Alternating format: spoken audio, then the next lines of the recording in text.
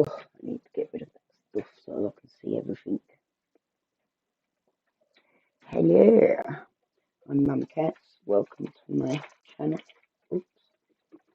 Very pleased to have anyone here who would like to be here.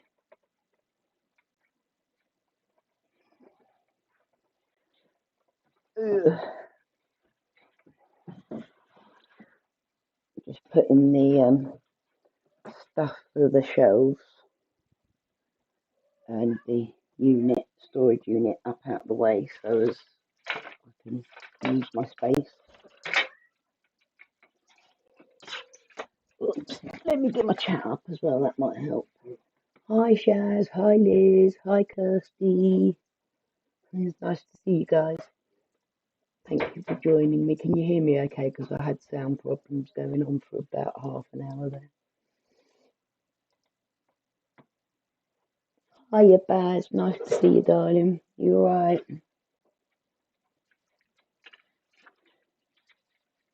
I have an occupational therapy coming out tomorrow and I don't know what to ask them.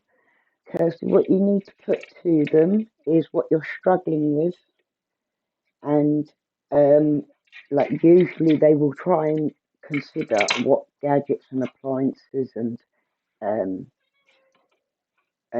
care needs you might have. They are very good. You know, they're not. They will understand you. Believe me, they are very good people. Hiya, Silver. Thank you, darling. Good. I was going to have a little nervous breakdown because the sound wasn't working, and I'm not sure if I've charged my earphones enough, to be honest. So it could cut out. You'll have to let me know if it cuts out. Yeah. The poll decided on paper flower making, which I have had set up for quite a while to do. So I'm glad to have a little different something to do. Let me get that wire out of the way so as it doesn't keep moving everything. Oops, oh my god, sorry. Don't want to make everyone feel sick.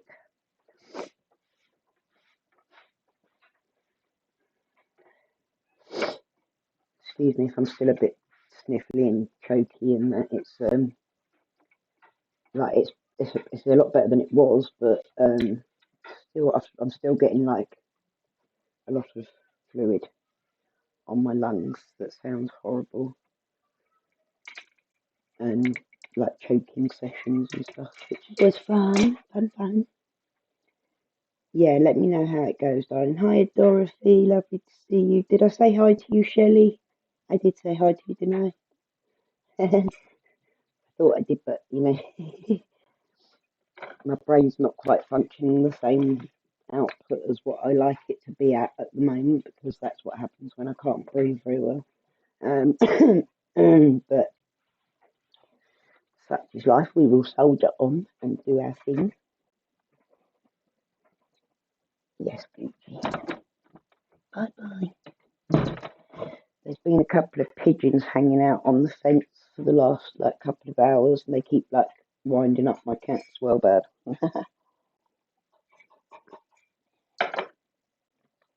Yeah, I've missed you all as well. Like I've been struggling even to like talk like personally to people or get even back to my comments. I don't know if everyone's noticed, but I keep falling asleep. I'm exhausted all the time, right? So I don't want to moan too much, but you know what I mean. It's been a bit rough for a couple of weeks, so but I've enjoyed what I have done. I just want to be able to do more, really. I have so much things I want to do in my head, and yes, my body doesn't want to play games or like to play the ball game with me. Liz has broken her wrist, darling, bless her. Your neighbour helped you out with life bread today, that's nice.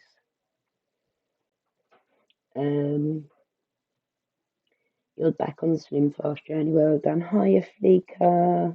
How are you, lovely? Hiya, Sophie. That's okay, love, don't worry. I know you don't really understand the whole drama BS that's gone on with me. But yeah, I'm sick of it at the moment. Actually, I was going to address it. I will address it at some point in this live stream, to be honest. I'll address a lot of things. I need to talk about my health a bit because there's been updates in that. As anyone that knows me knows that I've been seeing the specialist this week. So I wanted to do a little update on my health because it's been a long time with COVID lockdown and everything. Like, I used to always give updates as soon as I'd seen a doctor, but like a specialist doctor. But obviously, it hasn't been like that this year. So there's a lot of people out there who want to know what's going on with my health. So I do want to discuss that and the impact of what's going on at the moment and what's been going on. Hi, PJ Babe. Glad you could join me. I think a lot of people that need to know what's gone on should have a look at PJ's videos, to be honest. I would always recommend PJ's about as honest as the day is long. She's straight up down the line. I can expect her to say hi, Pika Beast. I can expect PJ to say exactly what she believes to be right, and I can respect that. And so anyone that wants to know a bit more about the drama, I don't always argue and say my point on here. One, because I never wanted my channel to be about this shit, and two, because I'm not well enough to fight myself. Like, I can't give out that much energy to this. But I'm seeing like loads of people that have been affected by this now, and like physically, medically affected by it, whether that be mental health or physical health.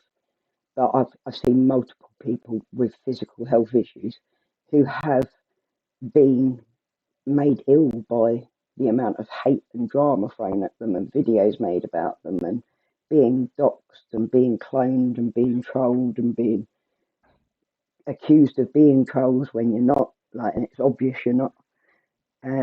But PJ's a bit more blunt and in your face and will say it like it is. So if anyone wants to know a bit more, go and check out PJ's videos. Go and check out Gem's videos, Spooky Gem, and Dylan, KS Dylan.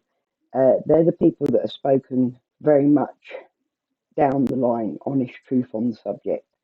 And I've tried to avoid the subject a lot of times, which has left people thinking that what they say is true sometimes. Thank you, Sophie. I do appreciate it. James, my darling, hello. I'm so glad you're in. My ankle's really hurting, so I'm going to be on the walker. But obviously, I've not been well, so I've went and my RA's sort of kicking off as well, because that's what happens. I'm not allowed to take the RA meds because of the not being well, so that sucks.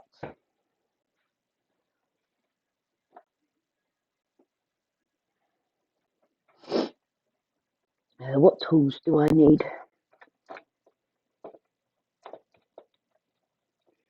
Hi, Nelly. How are you, darling? Yeah, I'm doing quite a bit better. It just goes up and down a lot at the moment. Hi, Shrimp. The thing is, Sophie, I think my videos end up recommending these people's videos because they've talked about me and they've put my names in their videos at times, in the titles of their videos and that. So sometimes my videos will lead my subscribers to go, like, I mean, you're not involved in that group of people. A lot of the people here have already been involved in it for a long time, so you don't understand what's gone on, and it can be very misguiding if you listen to the wrong people. Like, unfortunately, there's been so much negativity and hate, and I was gutted to see someone I care about in there, but at the same time, I understand that my videos are actually promote their videos because of the fact that they use my name in their videos, the same as they use other YouTubers' names, like, everyone has been a bit guilty of using like the likes of Mark Smith and Proving Demons and John Sixpence and so on, and Ghost of Britain, and they put their names in their titles of their videos because it makes the YouTube algorithm recommend those videos. That's why I actually have beef about this shit. I think it's messed up because those people are trying to damage my reputation and my channel that I've worked really hard for. I've been ill throughout the whole time I've been running this channel, and I think I've done a bloody blinding job. Actually, I'm proud of my shit. Yay, Tan! Happy many happy returns to you, Tanya, darling. I'm sorry that it's belated. I was hoping to get on yesterday, but you're a cheeky monkey. We love you.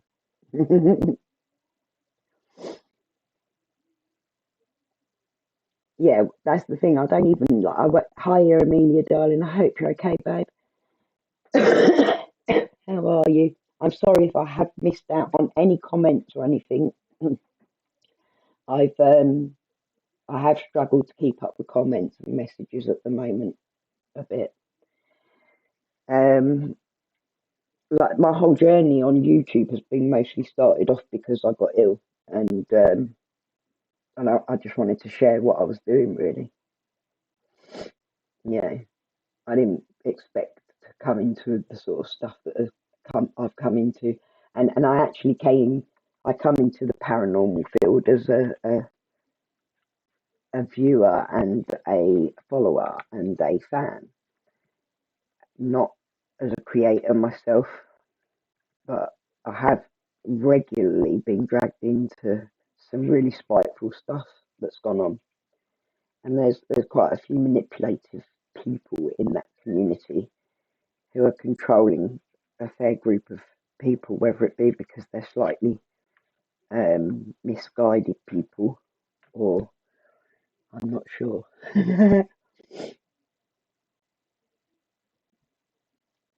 We're doing cards tomorrow. That'll be great. PJ will be doing tarot cards tomorrow. Got another set in you. Did you get more? Yeah. Like none of us really want to see any of the shit that they're saying, and the idea that any of us have got time or energy to put into, like they're trying to blame us for the trolling that is obviously from their own group, and we've proven that that is the case. I'm not going to keep overgoing something that's already been proven by PJ, and many others actually. Um, I don't feel the need to it, and I think that I have got to the point where I'm sick of the idea that I should have to defend or myself or my friends, from this group of people who have publicly shown themselves numerous times to many people, to be not very nice. I'm not gonna like constantly go on about this. I just want to get it out of the way. But I've been like they said things that I'm like a liar about my health while I'm fighting for my health. They've gone to my kids' channels and asked if their mum's dead yet, while my kids are actually sitting there with me, trying to help me get my breath back because I'm in crisis for not being able to breathe. That shit shouldn't be happening. And I have barely argued on the subject. I've barely mentioned the subject. I could publicly shame a lot of them for the shit they pulled off just against me personally. And I know for a fact that I'm not the only one, and that's the bit that's pissing me off now. So I'm seeing multiple people who are physically getting affected by this. I am physically affected by this. I've just been for tests and I've had test results come back saying that I'm going downhill. My lungs are still declining, even though I felt better in myself, and I really expected it to be a better result. And I do believe that it's a massive part being influenced by this bollocks. I shouldn't have to come on here and defend myself every day because some dickhead has said some bollocks about me that isn't true, basically. All I want to do is share my journey and try and leave positive memories about who I am for my family as well, you know. It's not just about like me, it's about wanting my family to have videos that they can watch of me and stuff, you know. And some of the things that have been said are just absolutely awful. Just like I wouldn't even say it to any of them, even after everything they said to me. But they make out like I'm the one that's like going to have trolled Eileen. Do you think I've honestly got time to go around trolling Eileen or anyone else? Most of the time, I'm struggling to do just what I do on my channel. Like it's, you know, it knackers me out. It's obvious it does. Otherwise, I'd be up on live streams every day entertaining you all because I love you all and I enjoy spending time with you all.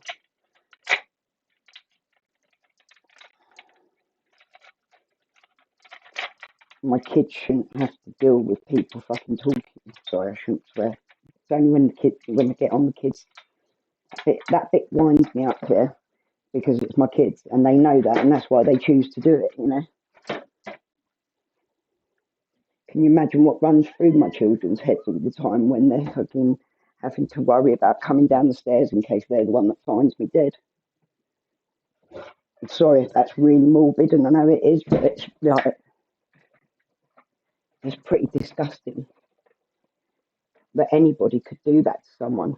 And I went out of my way and put up information that I shouldn't have had to put up to prove my medical conditions because it was important. Actually, I thought I was giving them the opportunity not to do that, not to go there with a woman that is going to have a life limited disease that is going to end up dead. Sorry. I know it's a bit morbid, isn't it? But I don't like to sit here and go on about it, but I've sat and watched other people play a victim constantly to the point of making people so hated and hurt in all of this. And I've never actually seen any evidence of this real victim, not created by us anyway. Because to be quite honest, anybody who lets this shit make them a victim, where they want to kill themselves over this shit, then that is bad. That is bad, and they need to go and get mental health help.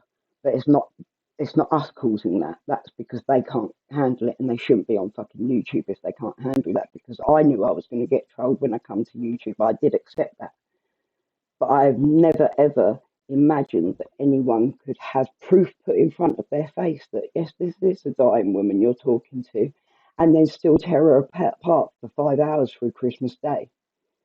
I'm sorry, but this has to be said at this point because I am actually sick of the amount of people that have got the wrong end of the stick purely because I don't talk about it enough. I know it's not good, like that I've had to sit and deal with people like and people believing things about me that they don't need to believe. That's not even true. If it was true, I'd say so because I'm pretty open and honest about who I am. I don't really, I don't want to play a victim and I don't want to play a perfect person. I ain't at all. I never have been. Yeah, a part of why I am Mum and Castor is because the kids always felt they could come and talk to me because I'm not the sort of person to be like non-understanding or unempathetic. Do you know what I mean?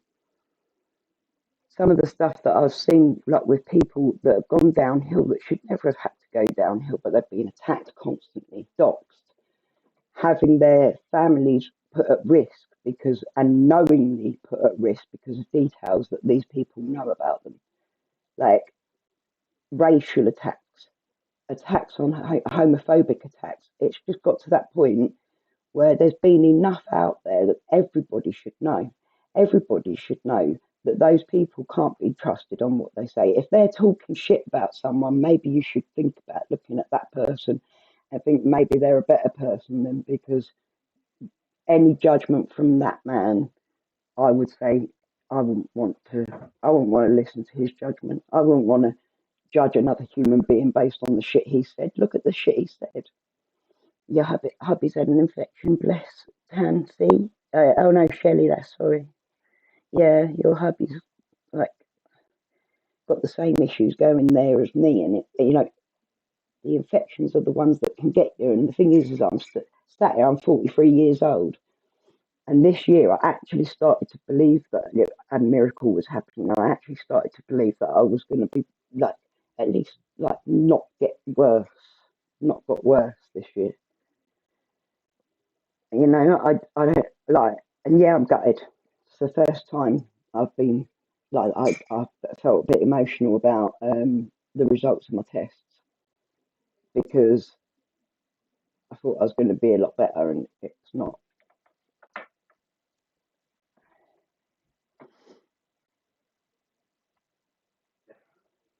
And the thing is they so easily manipulate the situation by all shouting at once, making all the troll accounts as they've got like hundreds of people to say, "Oh, look, no, they're perfect people. We're all the enemies," and like setting up the troll accounts to troll their friends so as they can say it's one of us. Like, and I can fully speak for most of the people sitting here right now because I speak to enough of you personally that none of you have got the time or energy to be doing that shit, to be honest. And all of you, pretty much all of you, are willing to say whatever you thought. You don't need to make up troll accounts to say it. I've seen you all give it as good as you needed to when you wanted to.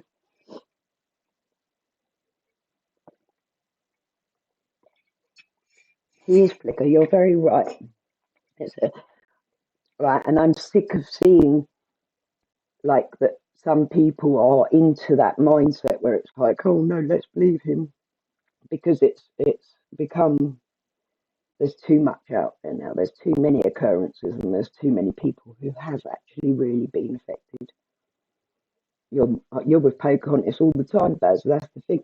You're always playing with my kids, and I went like when that thing happened with Eileen, they wanted to blame it on you.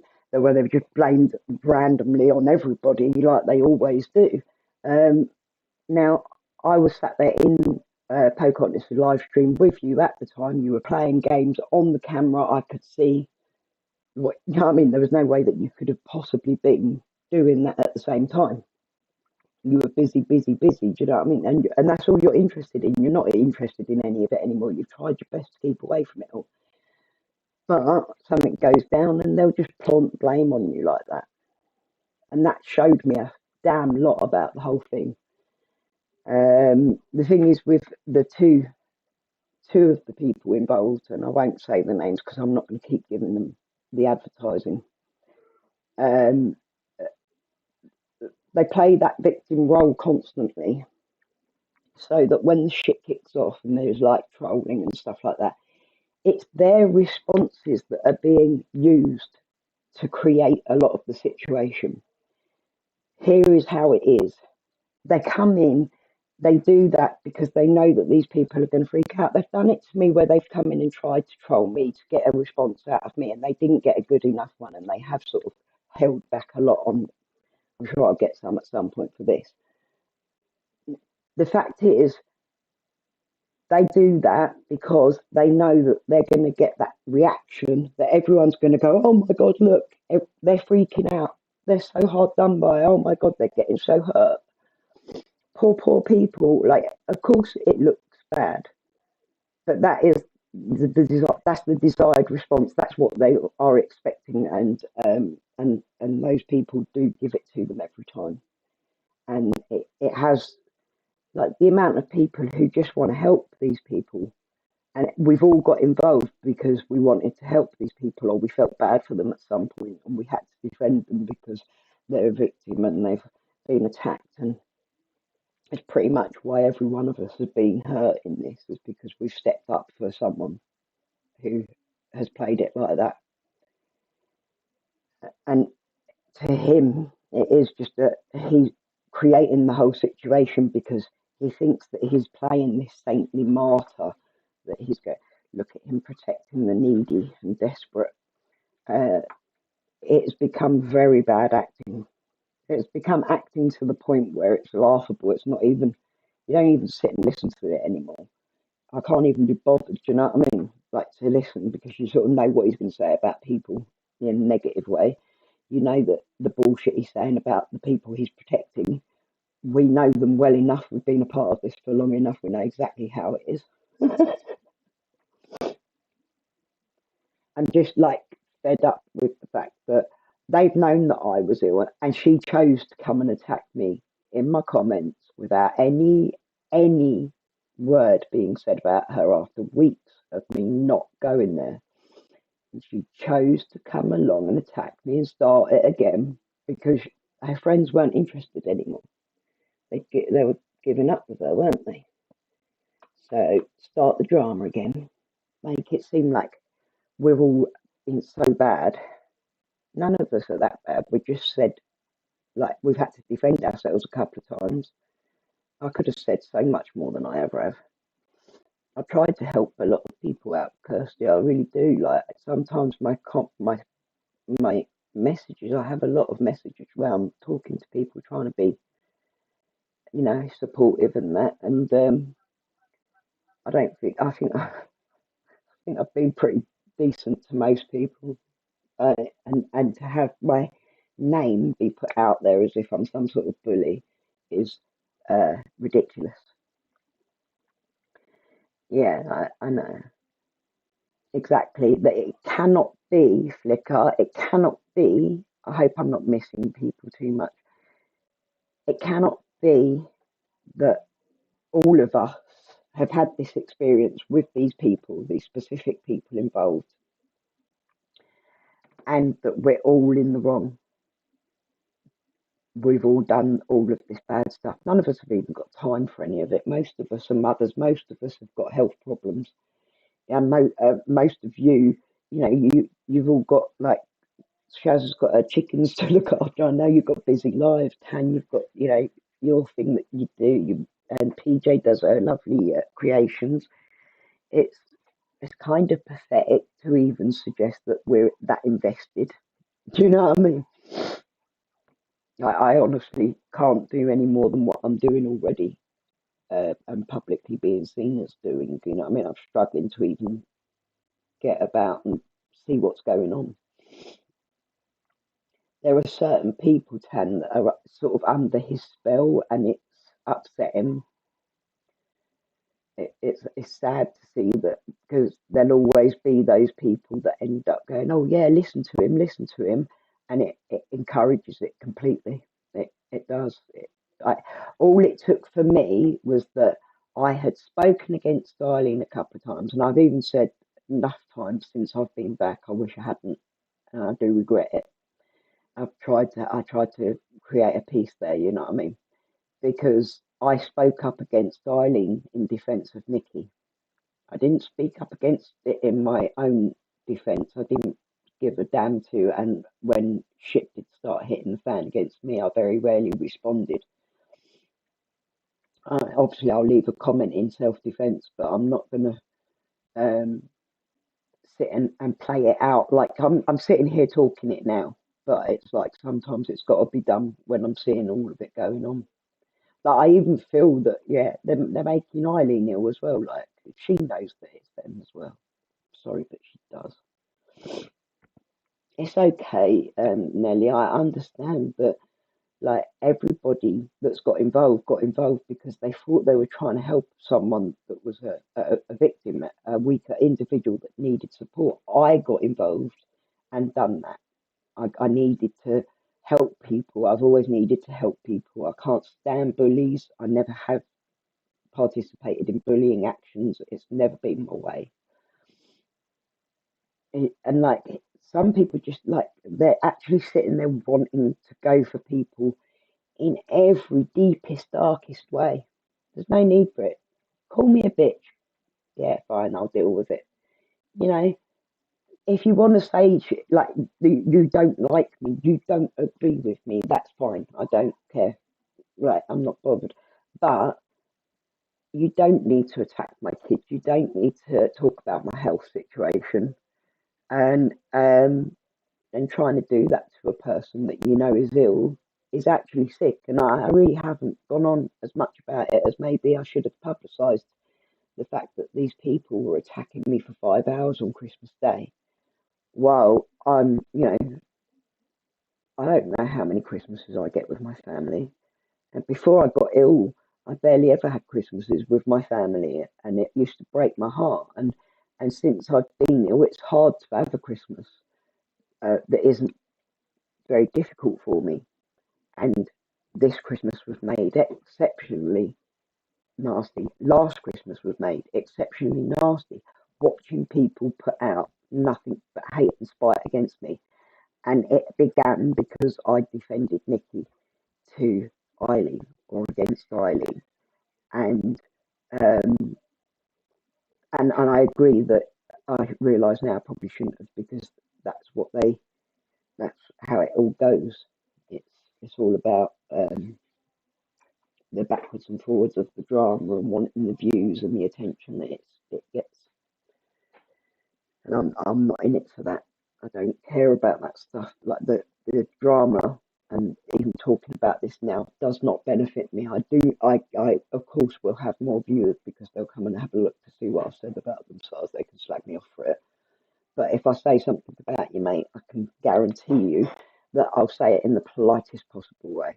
So really, you get off very lightly, because there's a lot of things I would have liked to have said to you in person, but I won't put myself across that way publicly online.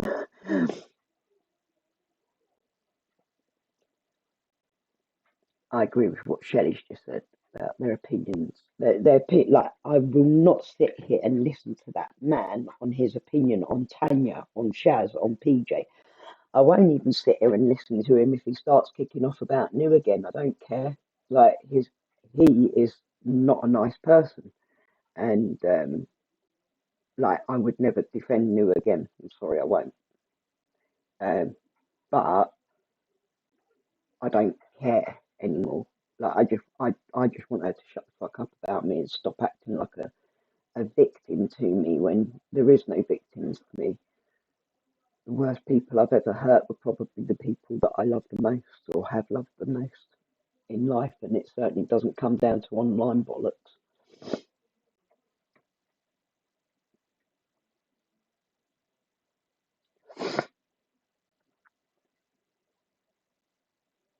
90% of YouTube is just trouble now. It's like, even in the crafting community, I've seen it recently. Like, obviously, it's never to the level that he takes it, because this is just like evilness. I think he's actually like, maybe he is like possessed by the devil. I actually don't believe in like the possession side of spirit stuff as much, but maybe he has got something very, very dark attached to him, or maybe in his spirit. Like, because there's a line, isn't there? There's a line that just doesn't need to be crossed, and it has been on numerous occasions against numerous poor people. Not everybody is innocent. I'm not even innocent in everything that's gone down. You know, there's times I probably should have just shut my mouth and not bothered answering to some of it. But I used to try and keep it to comments, because I didn't want to entertain it on my channel. I didn't want to, like, I'd rather have viewers watching me for my crafts and that. But even in the crafting community, you get this toxic level. In the Pokemon community and the gaming communities, everywhere you go, there's some toxic people, and it is like about the way that you deal with them. But then, like, I'm watching the whole thing play out, and there are people that will constantly play this victim role and create this drama, no matter what we do to try and settle it all. There will be certain people who respond in a set way that makes it, they're gonna get attention, views, people interested. There's a kitten, not a kitten, but a cat, young cat. Get in. What do you think you're doing? When did you get out? You're naughty. Get in. You're a bad girl. All the girls are trying to get out all the time, man. It's getting really hard. I think Nelly and you were very, very I've always viewed your input pretty much as being you tried very hard to stay neutral, didn't you, bless you? And I think, like, I would have genuinely supported MD up until obviously, like, I received a lot of it, but also I did see some of what that went down previous to that, even against Nikki and Eileen themselves, where I did think, Jesus, like, it's a bit much. You don't need to go to those sort of levels of talking to disabled women, whether they be mentally disabled or physically disabled, doesn't matter. You don't need to talk to them like that, and I've watched him go on to do that to so many people, and particularly he seems to go for those people who he knows are struggling, whether it be emotionally, mentally, physically, because he really likes the weaknesses, doesn't he? But I think it takes a while when you're being told all of like he does play it out quite well. He knows what he's doing.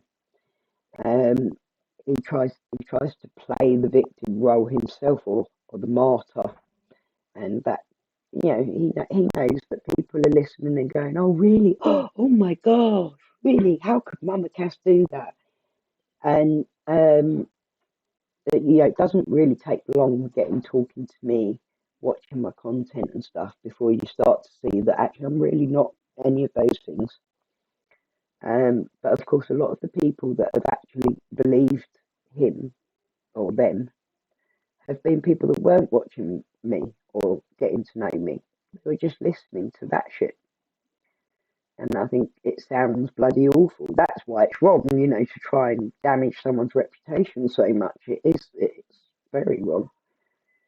Um, I'm not a bad person at all. I'm not a perfect person, but I'm not a bad person. That I'm going to start on the flower stuff. Actually, I don't want to use that. That's for me. Bye. Yeah, it's your birthday on Thursday, isn't it, darling? Yeah, I think Nellie's a sweet girl. I'm glad you're singing your heart out, Kirsty. That's lovely. I just think a lot of people, including most of us here, have at some point or another been very affected by the tears.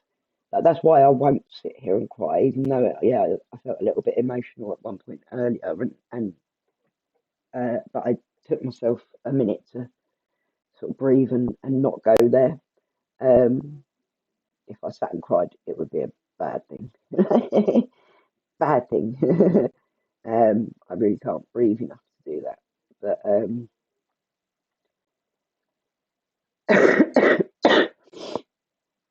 yeah, he does. That's it, Tanya. And then he plays that game with them as well, where it's like, I've been attacked. I've been attacked. Have you, mate? Have you really been attacked? Did someone call you a bad man because you were being a cunt? Sorry. Oops. Hi, Claire. Yeah, babe. That's what happens. Like, I mean, there's a difference between calling a twant and and when you're just being mean and hurtful and digging at someone's most deepest, hardest issues in life. It's not necessary. Oh, like she'll sit there and play victim. What's one of them will play the victim about all of her stories and that she's put out there and had some trolling about. But the fact is that I know that I'm going to get trolling for some stories that I've put out. That's fine. There's a level of trolling that's trolling, and then there's like being a twant, going deep, Like, yeah, you can. I knew that, like, when I was big, that I've had people say things about my weight and stuff like that. I've gained just over half a stone in the last couple of weeks being ill and on the steroids. So I'm a bit pissed off about that. That's a bit gutting for me. But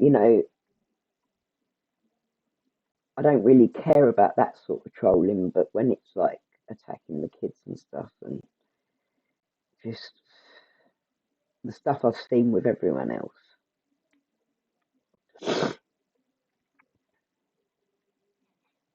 Primark. What's Elizabeth's Day? Wait till Primark. Oh yeah, you're still in lockdown, aren't you, Liz? Tell me about that. What's going on? Because I'm a bit confused. Thanks, Sophie. I don't like that I've gained a little weight, but I will get rid of it. Like I'm trying to taper off the steroids at the moment. It's just not working very well.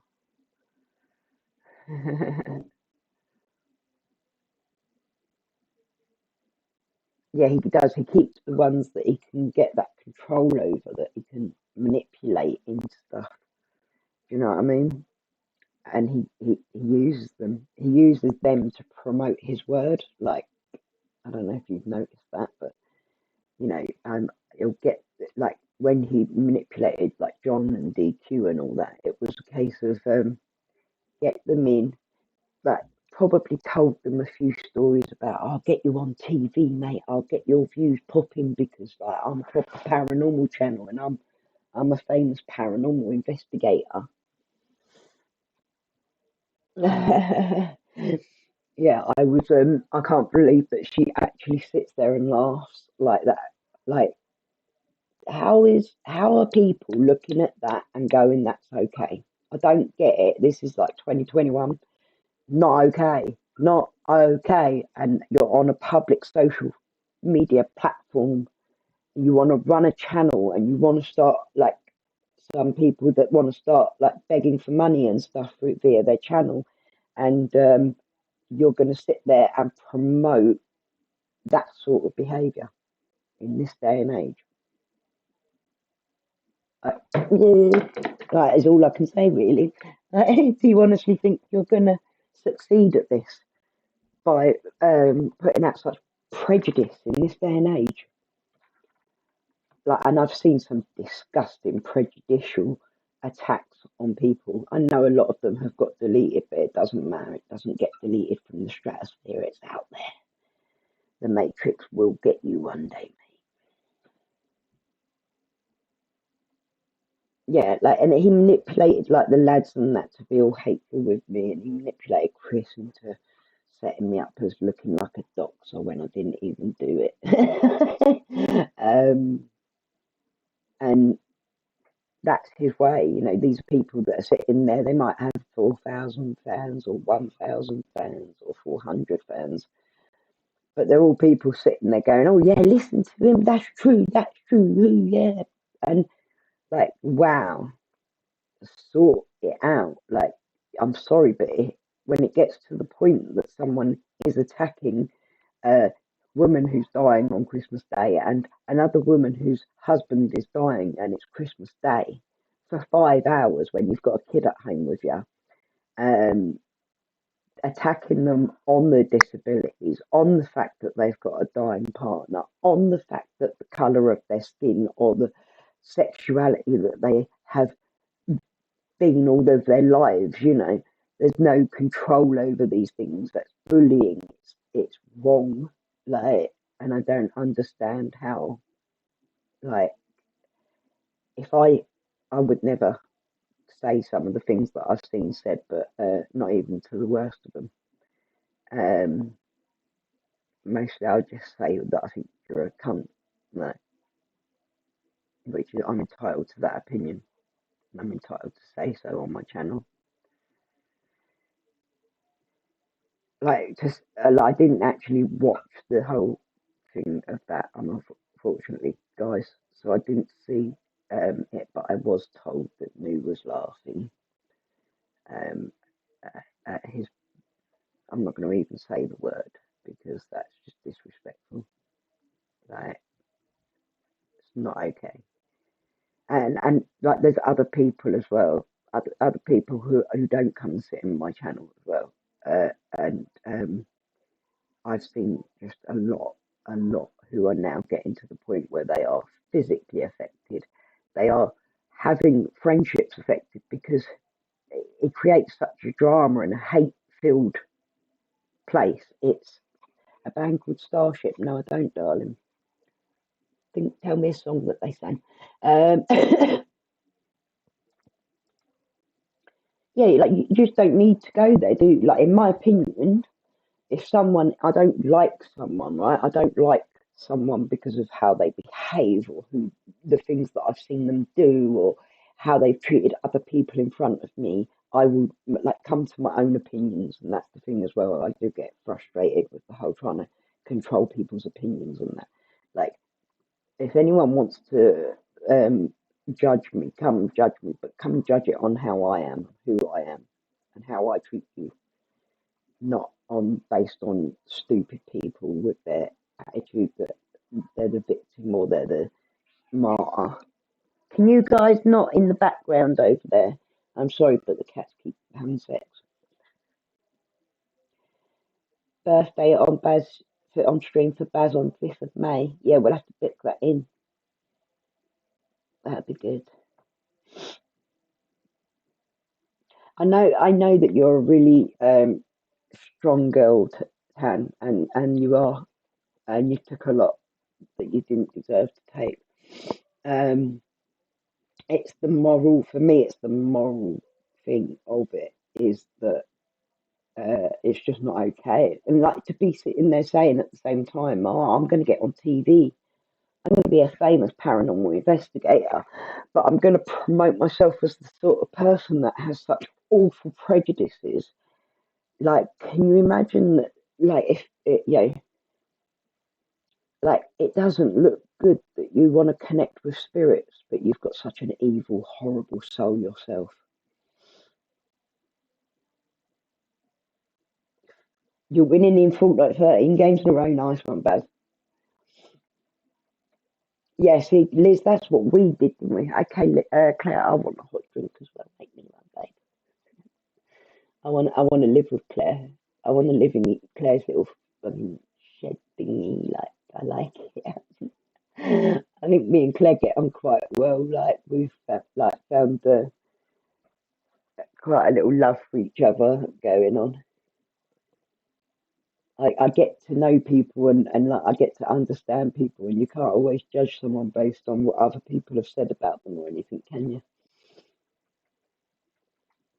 Yeah, well, he'll have a different face for a career on telly. That's the thing that you can't, you know. Like, do you know the reason why? Like, I, I get angry when they lie about like my drug past and everything because they're trying to make me out to be something I wasn't and something I'm not, and creating it to be worse than it was because that's their mission. But I'll sit here and happily talk about it all because I knew from coming onto YouTube that I've got a past, I've got a life. You know, if I was ever to get like very popular, that I'm gonna be a public figure. I've always wanted to be like a public person that speaks for good or gives good out into the world, and I wanted to use my YouTube channel in that way. Um, but I'm not ashamed of who I am or what I've been through, and I openly talk about any of it myself. And I think that's why they get a bit that they have to dig on the fact I'm dying and shit, or like whether or not I'm dying, because to them that's a nice way to put a doubt in people's heads about me. Because what if I am lying about the fact that I've got these health problems, even though I've put proof out there on the internet, which I shouldn't have had to do. But like, if they could make me out enough to be a liar about something like that, then it loses all my credibility and every bit of respect that I've gained through helping people live with these conditions, you know. And who I am as Mama Cass. Like Mama Cass is a character. Of course, to some extent, she's a character, but she's a character that was formed because people loved me in my real world enough to call me Mama Cass. And that was, I wanted to share Mama Cass with other people, you know.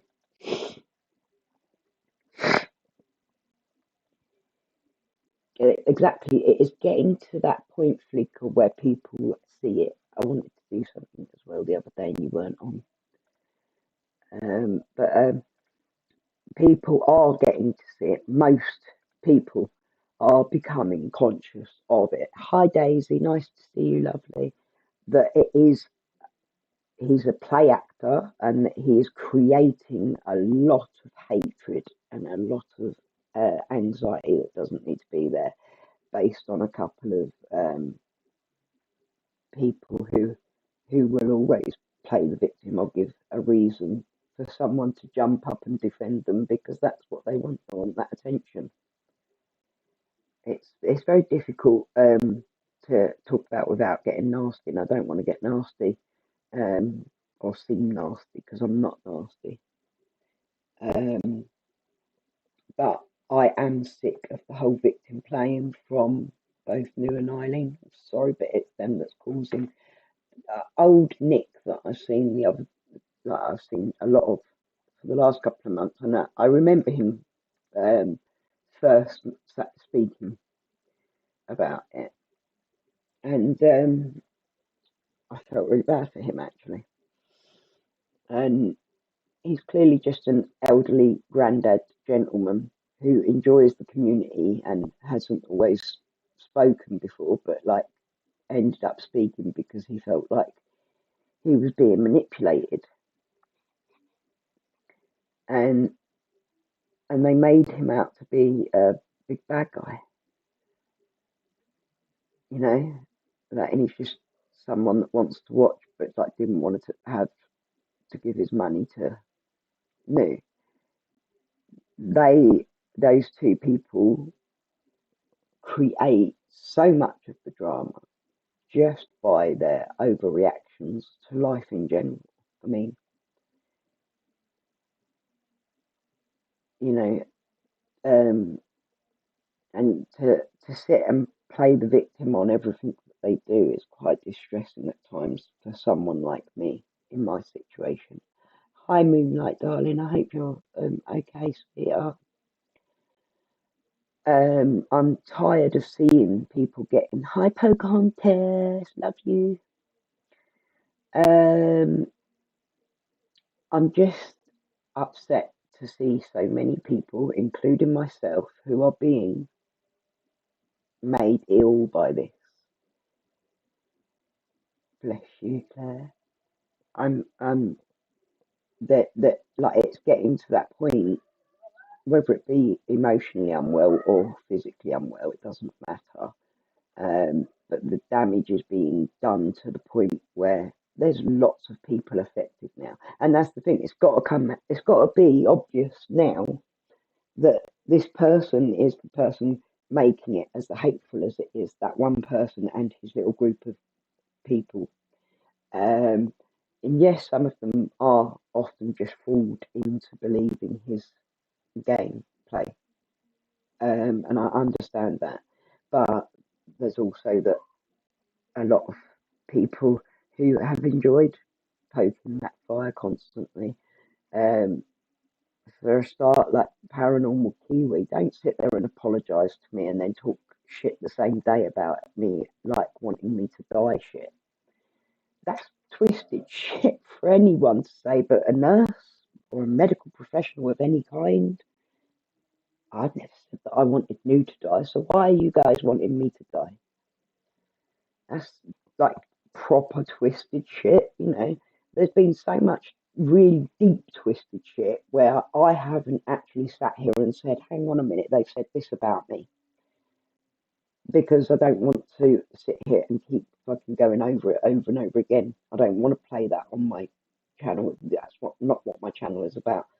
But I cannot sit there and go, oh, it's okay. It's okay that you come and stalk my kids and talk shit to them about me dying, or um you talk shit about me that isn't even, there's no even point to half of the shit you say about me. I don't even know half the shit that you say about me, to be honest.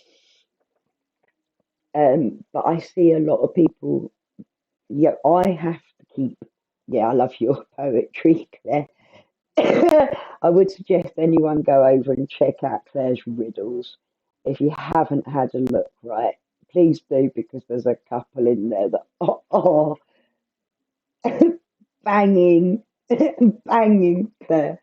I actually like peed myself laughing with it. Like,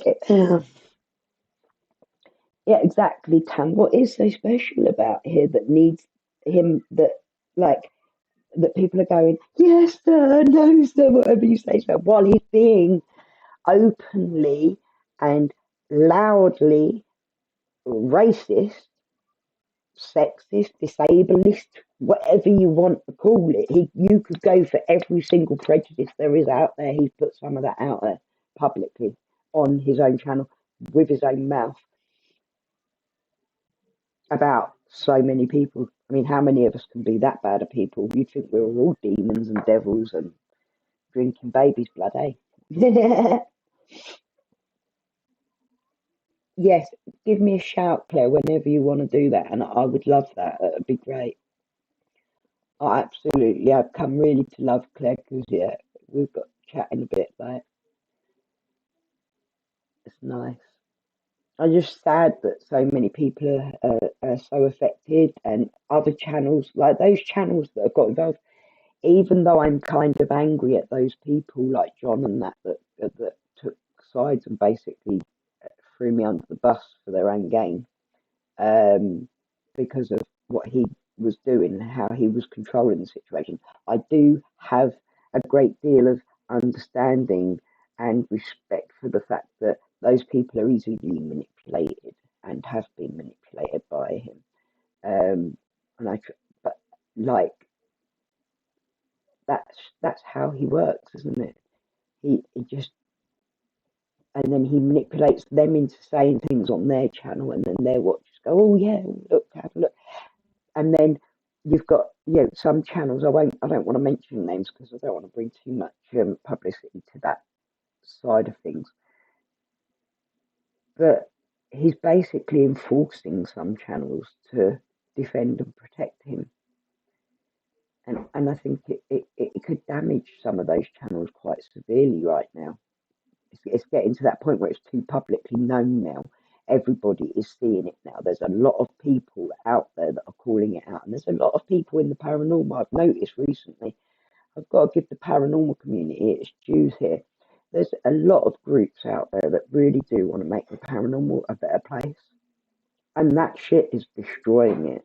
It is. We all know that it's been the drama and hate in the paranormal community has been destroying it for a couple of years now, and I want it back. Don't you? Do you all want it back? I love paranormal. I've loved the community. I've met most of you through this community. I enjoy talking about it. I enjoy getting into deep conversations about our beliefs and that whether they be different. Yeah, I spat my coffee as well. Like I don't understand why like there is that blind sort of following going on, but like with certain people, I do understand that they're a weaker person, and that's I can't do anything about it. But I shouldn't have to sit here and defend myself on some of the subjects that I've had to sit here and defend myself on.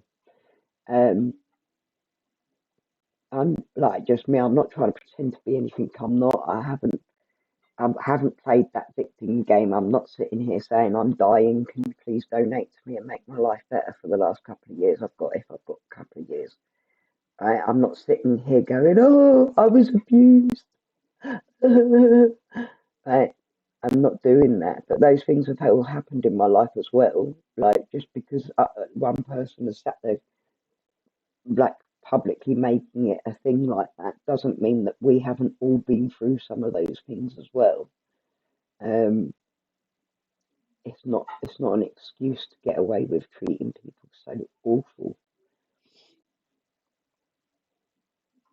Exactly, Nelly. That is exactly how I believe. You see, is that one, treat others as you wish to be treated.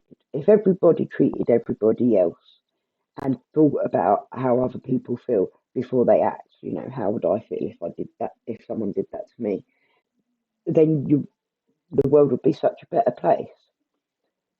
And like, in all honesty, every time I've ever mentioned new or spoken to new or dealt with any of this bollocks, I have always spoken with forethought.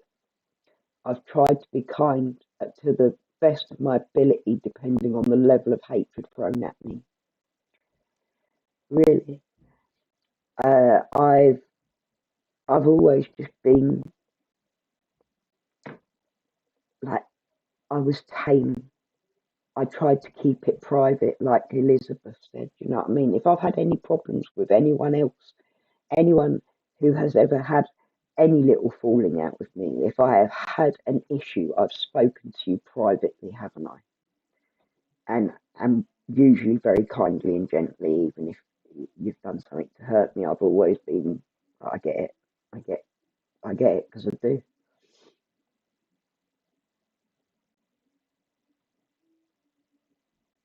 Exactly, Claire. You know, there's been so many of us that have been through, like I, for one, went through years of being abused in different ways.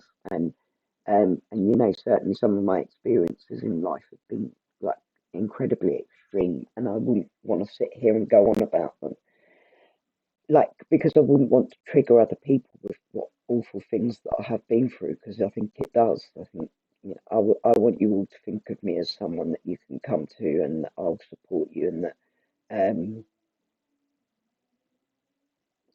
that I can handle it, and I can handle it. I have handled my life. I've handled everything that's happened to me, even my health. Now I'm handling it, I'm doing all right, and I deal with like my emotional side effects of having such a horrible condition quite well. Um, I just think that just because I'm not sitting here crying and screaming, telling everyone everything I've got wrong in my life and why I need the attention or need the support or don't need to be bullied and attacked horrendously continuously by some dickhead, I shouldn't have to say that. It should be quite obvious. Anyone, you know, I've got these issues, and it's not a game that I'm playing. I really am poorly, and I don't want to waste my energies on this person, these people, and the hell and horrible attitudes that they've brought into this community. And I think that there's a lot of good people out there that could make a great community. There's people in this community like Jim that I've been talking to for like the whole time that I've been here, like literally 2014. It was October 2014 that I made my YouTube account sitting in hospital the first time my lungs went down. Sitting in hospital, I made my YouTube account to speak on, I think it was either Mark Smith's live stream or Proving Demons live stream. I made my account because I wanted to speak on there. I wanted to ask for help, to be honest, at the time. And I think there's a lot of people in this community that could make it great. But the bad in it is destroying. It's destructive. It's hurtful to so many. Exactly. They aren't ever excuses, are they, Liz? You know, like everybody in life has a hard time, one way or another, whether you've been abused, whether you've been, you know, medically unwell. I've been basically, I was born ill, and I have had one thing after another most of my life to deal with, where I've been like long term in hospital or having surgeries, and you know, like literally, I was like 12 to 16 years old having my face cut open on a 6 monthly basis. It wasn't the best fun, but it was things that I dealt with, and it made me a lot stronger for who I am today, I guess, as well. Um, you got like, when I watch these people that are like sitting there going, I'm going, like, it's really affecting my health. Well, what do you think? Like, Eileen, I'm sorry, but what do you think, woman, that it has done to me over the last year and a half, knowing you lot? You know what I mean? And everything that's gone down. What did you think it was doing to me when you were sitting there telling MD over and over again, yeah, yeah, she's lying, she's not that ill, she's not that ill. She came in my channel once and said that she's not ill anymore, because that wasn't at all what happened, and it never has been what happened. But you all thought it was okay to twist my very horrible experiences to try and create yourself a victim again. And it's okay, that's okay in your book, because like only you can be the victim, and it's making you poorly, it's making you poorly. Hi Avita darling, nice to see ya. PJ was born a bitch. That's the thing, Nelly, is anyone that's poorly at all in any way, mentally, physically, whatever, if you add stress to bad health, it will create a storm. And it has in me. In this last couple of months, I've had to go from being what was coping so well. Hiya, Dragos, I love you, darling. Oh, my lovely Kara. I have had to go from being very well to the point that I thought I was going through a miracle, and that would have been a good thing, right? Yeah. Before anyone criticises me on how dare I have a miracle.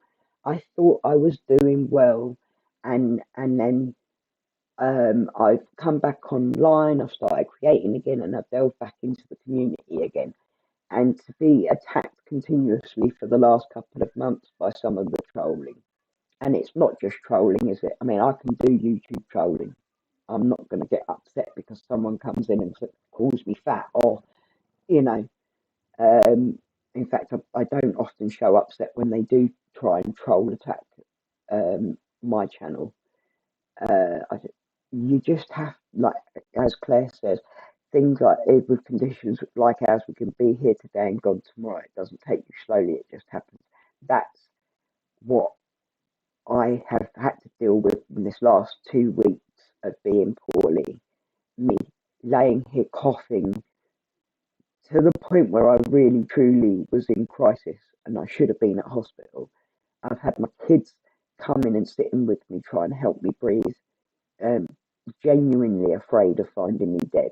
But actually saying to me, and they don't often talk about it to me, but my youngest son did say that he just feels like he's like going to find me dead one day, or like because I've refused to go to hospital, or like, you know. And the fact is, the stress is the only thing that's changed, really, isn't it? It must have weakened my lung, like my control of my lung disease in the lead up to then, of course, coming out of lockdown and the kids going back to educational buildings and such. They've come home with a cold, and I've picked it up terribly. Yes, I do use a nebulizer, Sophie, bless you. I wouldn't be here without my nebulizer, in all honesty, because I'm just so bad. Like, I won't go to hospital. I will not go to hospital until I'm like way beyond where I should go to hospital. I'm literally like, I'm blue in the face before I go, and that's the worry, is that the boys have both stated that they're concerned that, like, I'll just keep saying no and it'll be too late. I think that is an issue. It's something we've all got to start thinking about a bit more, because obviously I'm not getting better, which is a bit of a shame.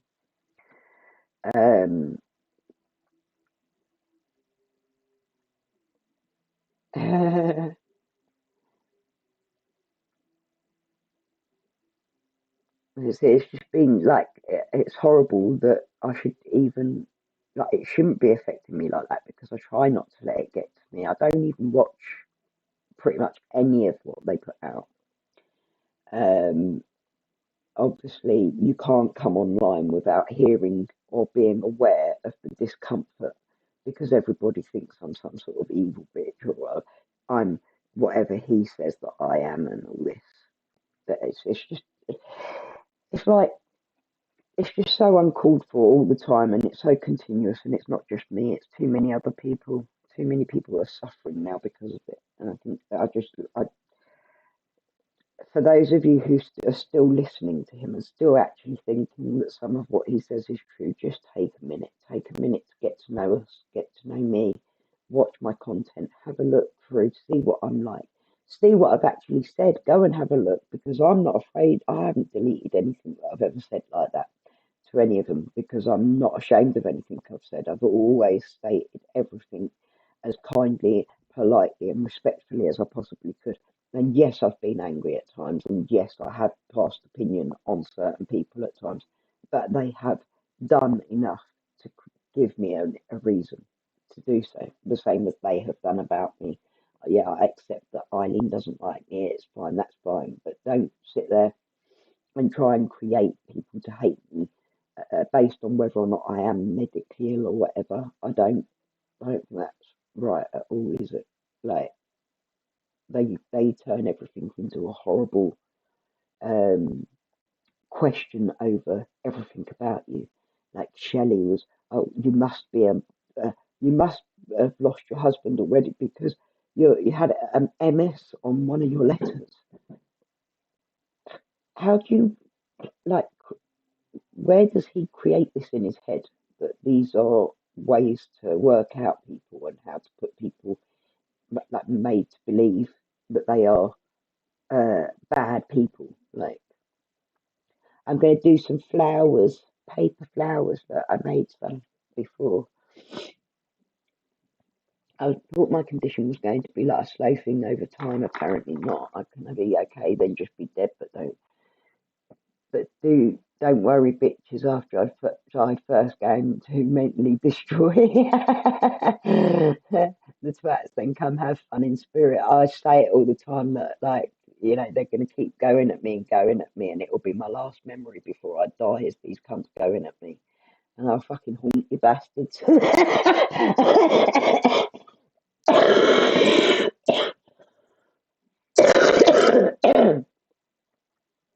Sorry. As a gay flicker. Yeah, like literally, like the doctors have always said to me, it's going to be infections that'll get you. It's a horrible thing in it, but it's true. It's true. And the thing is when you're really poorly as well, it's never just one thing. It's always like multiple bollocks going on that's making you ill. I love you, Dragos. You're wonderful. You've helped me. You've helped me so much. And I know you support all my work, my crafting and that. It I think it helps me be better, like physically with my health. I cope a lot better with my health because of um, doing things like this. It keeps me positive. I need to start doing the actual crafting now. I'm sitting here talking away, but I can't concentrate on both and talk at the same time.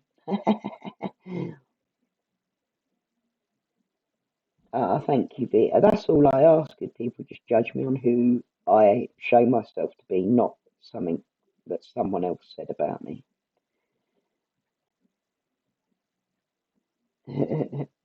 Yeah, I do as well. Claire, my son hates it, right? My older son, not my oldest. Like we don't really discuss it much, but they don't talk about it. Right? We don't. Like this week, it's come up a couple of times. Obviously, I've been poorly. Oh, poor little April's gonna go and get surgery. Oh, hope she's all right.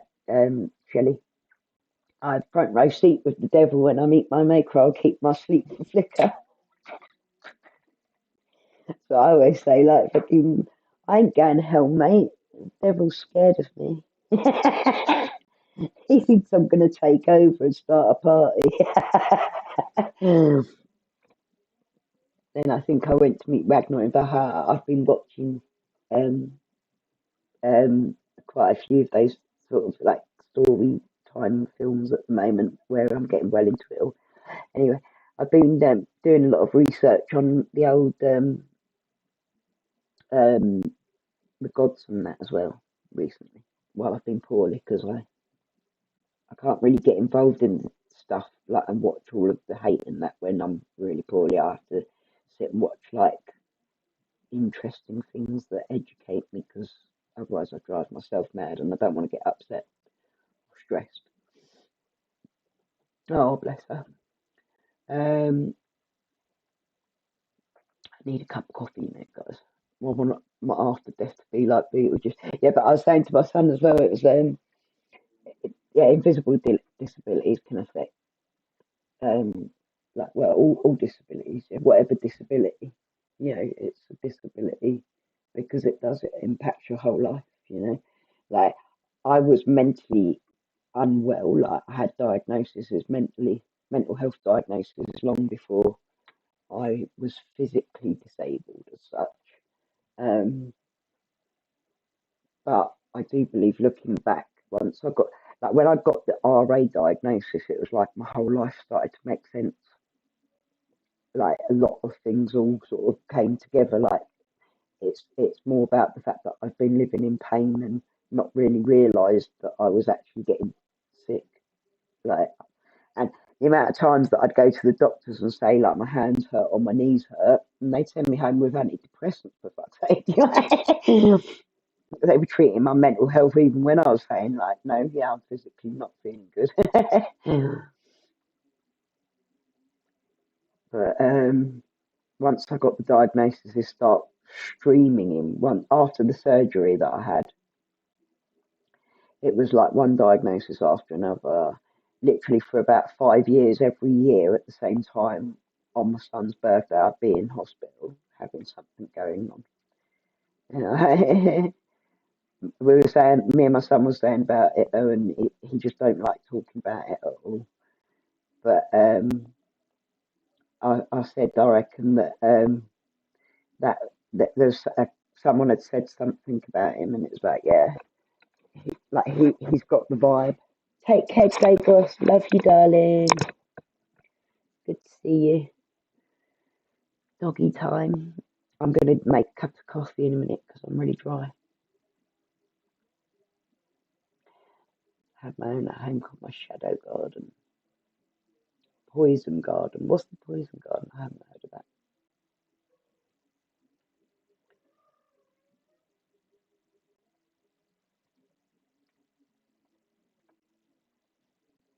Hands off dogging. James has got a pipe up with something.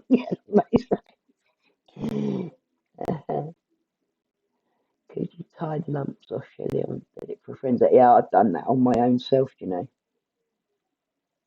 Yeah, like when you get like little skin tags and stuff, I'm always tying them off. I always do little surgeries on myself. I once had a splinter, a thorn from a pyracantha bush, yeah, went into my knee. I used to be a gardener years ago, before I had the younger two kids.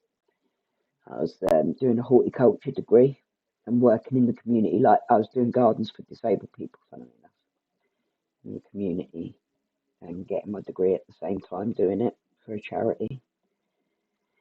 And I had this thorn go into my knee, and it went in like the thorn was about that big, and it went into the muscle. And as I tried to push it out, it sucked into my leg and went straight into the muscle. Like the muscle popped and it went into my leg. I had to have it surgically removed at the doctor's, but I was in there with my scalpel and everything, trying to cut myself open to get it out. I'm terrible for things like that. I'll always just open surgery on myself. I love it when I'm in surgery as well. I'm always like, the doctors always find me funny because I'm like having a look at what they're doing.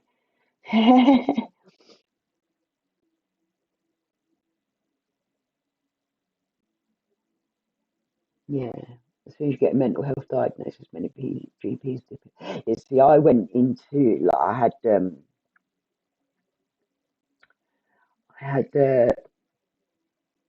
it sort of started as like the baby blues, like they called it antenatal depression because I was pregnant, but I'd just given birth as well because there's like 9 months and 3 weeks between my youngest two, and my partner left me. I was like 3 months pregnant. My baby was 4 months old, and my baby was 4 months old, and I was 3 months pregnant with my daughter. And my partner walked out on me in quite a horrible, like bad way. And I'd got myself like quite depressed, obviously, victim of circumstance at the time. I found it hard, but I've always had anxiety issues, but I never had been like recognised as having anything like that until I had the breakdown. I had a full nervous breakdown um, after the babies were born, both like after I think Grace was about 6 months old, 7 months old, something like that, and I had a complete nervous breakdown. It was fun. But once I was there, it was like, no matter what I said, it's.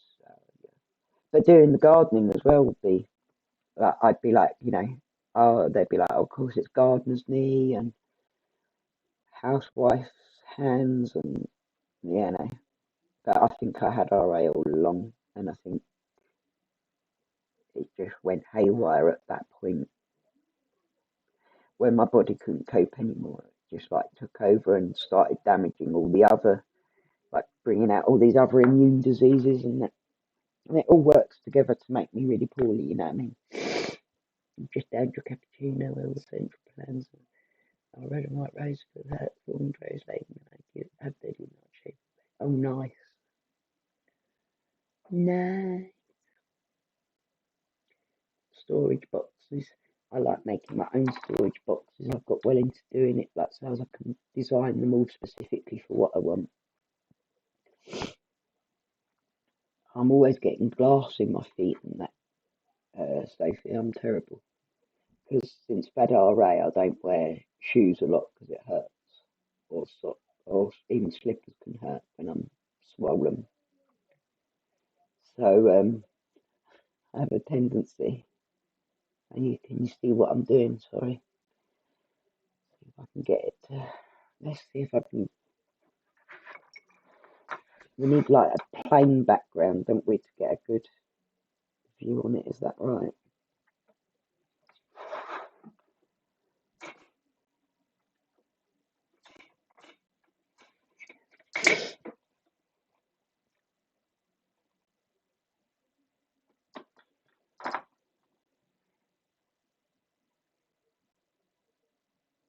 What shall I put? I'm sure I've got something that will be plain. Hey,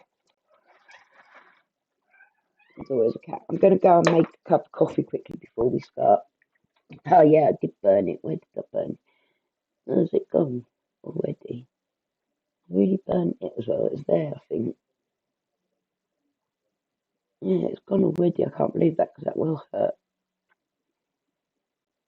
I'm always burning myself in the kitchen and that because I don't have very strong hands, so I end up grabbing things wrong and stuff. Do you know what I mean? But that was the hot glue gun, weren't it? I need to get another one. Really do a better one. I'm going to go and make coffee, but I think you're getting company from cats. Let me get rid of this one. One in, one out. Bye, good girl. Hello, Phoenix. I'm back in 2 secs, yeah? I better mute you as well, so I can shout at the children and tell them what to do while I'm here.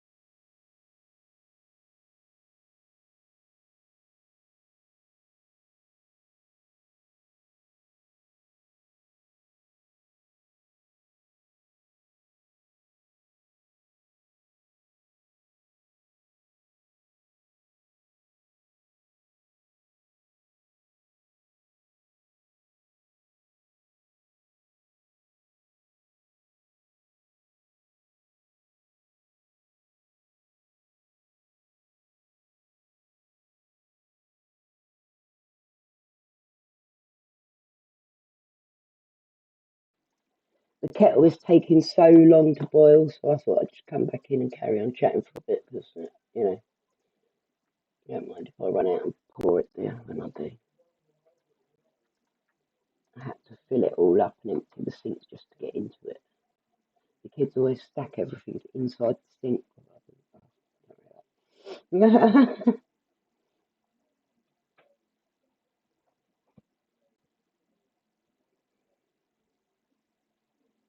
Hi, Molly.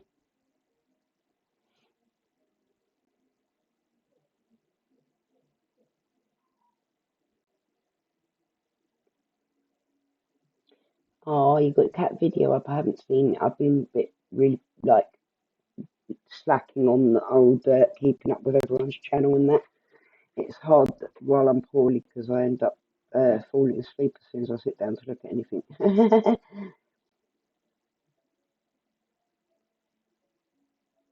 Gotta get it hooked on. Right. This is a quilling tool, by the way, and these are embossing tools. Like I want to get the actual flower making set for from Crafter's Companion.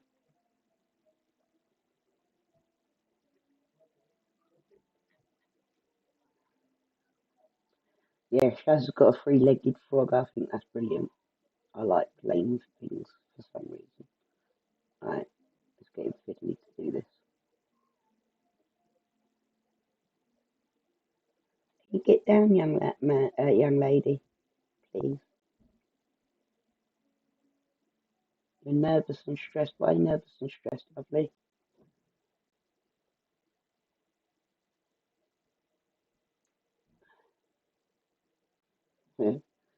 Yeah, I'm not impressed to hear that he's been digging back on the old George one. It's just like horrible, isn't it? Like why have to go there? Just mean and nasty, and your karma's gonna eat you alive, mate. In my opinion, that's my professional paranormal opinion, is that your karma is coming for you, and your little group of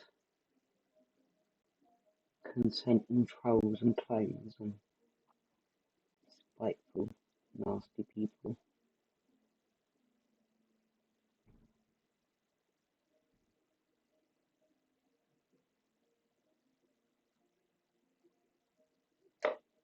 Oh no, Claire, that's horrible. I've beat people up for doing things like that before. Probably shouldn't admit that live on there. You got a cat attached to my camera tripod, by the way, guys. So if it's moving, I'm sorry, but it's the cat. Yeah, he does. He knows it hurts. That's the thing. If he knows it's as hard as he can hurt you, he's going to do it and say it. And that's the bit that is horrible. Because like when I saw Eileen get trolled with the whole mum account, right? I felt bad for her. Loads of us actually all were speaking, saying like, "Oh, I feel really bad for her. Actually, that's really fucked up." Like, but like the way that they twist it and it's them doing it to us, it's mental, absolutely mental. But that's what they do. They go for every bit. They know they're going to get a reaction. They know Eileen's going to freak out at that. Of course she is. It's something that really hurts her. You know what I mean? I don't know if you can hear my daughter's music. Can you hear it? I'm going to have to tell her to turn it down. I think she's shouting and screaming because she's got her boyfriend up there. Exactly. You know, I think a lot of people felt bad for her and instinctively wanted to try and sort of be a bit protective or offer support. I did, and I haven't offered Eileen support for a long time. I offered her peace, not support. Um, but that upsets me. So, and it's like to constantly come back to, like they always use the one thing that they can say, like that's, you know, oh, she done this, he done that, and it's like they go all over the same things all the time. It's bollocks. The amount of shit that they've done, it doesn't add up, does it? Karma started weaving a while ago with Arcania. They got arrested. Cass. Yeah, I know exactly, and that's how it should be as well. Vita, how are you doing today? Chest still sounds rough. Yeah, I gained like nearly just over half a stone, 3/4 of a stone roughly in the last 2 weeks being on steroids, and it makes me very uncomfortable because I know how quickly I can go. Like, it took me 4 months to double in body weight on steroids, high dose before. I don't want to go there again because I know that will disable me more.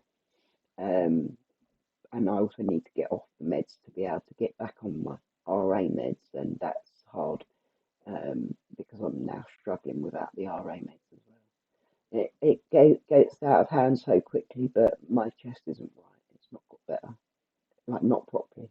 I'm definitely not badly infected right now, but there's still fluid in my lungs. But as soon as these meds are finished, I believe that it's going to get worse again, unfortunately. We all felt bad for her because they twisted that shit, yeah. That's how sick he is. George was sent off to see what killed him. That's how much she has cared. She wanted to know what happened exactly. Llama is well fed up of her accusing him of being that bad account. Llama would never do that. Like, we know this, don't we? Like, I think all of you have come to understand Llama. Llama's got a lot of morals. He's got a lot of morals, and there's a lot of stuff that he hasn't done that has been put out there as if he's like such a big bad man, and he's really just not. He wouldn't say half the things that they've accused him of saying and doing. He has, however, defended himself when he's been treated like shit, and he was at times he was treated terribly because they would create it that he was the one to be hated, that he was the bad guy. Um, she blamed Lana. There's no way he would have done that. He didn't condone what was done to her. Exactly. I don't condone it. I would never condone that.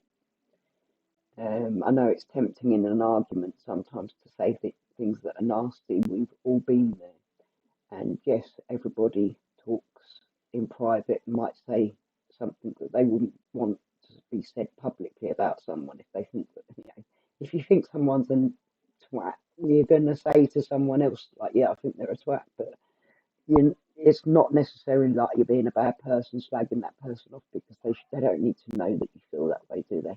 I'm perfectly capable of being polite to people even when I do think they're twats. I've been polite to plenty of people when I thought they're twats. That's my life, you know what I mean? Yeah, agreed, Shelley. I'm not going to read that one, but yeah, he is the lowest of the low. Um,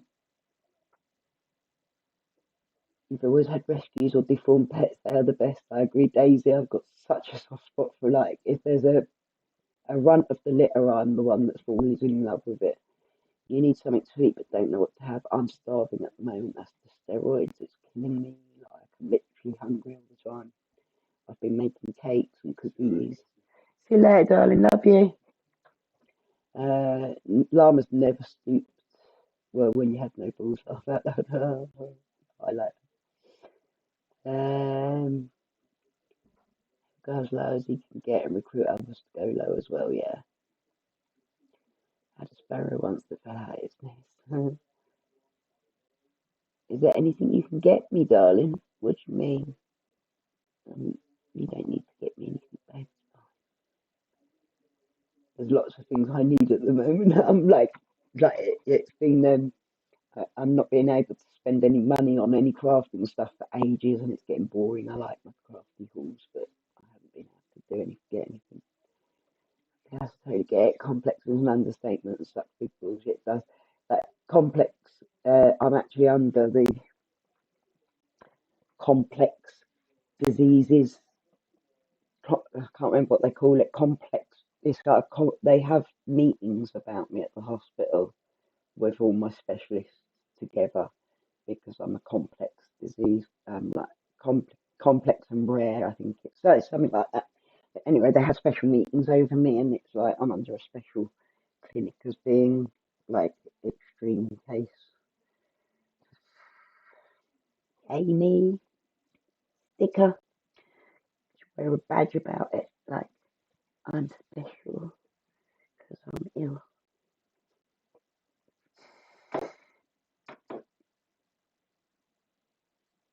Yeah, he was heartbroken. Mama just tells it is there is, and there's that's all no vileness. Yeah, he stands up and says it, but he's always been very careful the way that he words things, very much like I am. I do sit and think, even if I have ranted off at times, I've sat and thought, can I honestly stand by my own morals and say that it's okay for what I've just said? And I've always been pretty careful, even in anger. I might go and say to Llama, like, oh, I'm pissed off. Hey Jenna, how are you, babe?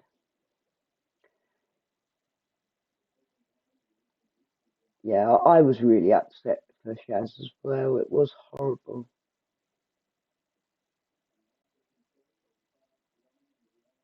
Spagbowl would be nice at the moment.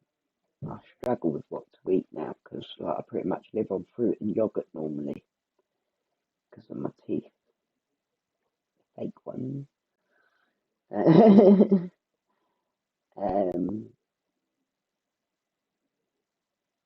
oh, you tried to bring him back, but it was always gone. I've done CPR on so many kittens, over the years. Most of the cats that actually live with me are ones that I've kept because I saved their life at birth or whatever. I'm grateful to Lama for always speaking up against what he really truly believes, because a lot of what Lama's morals are very much in line with what mine are. He's maybe more forthright about speaking up against it, and he'll push it further than I will. I can't argue for as long as Lama can.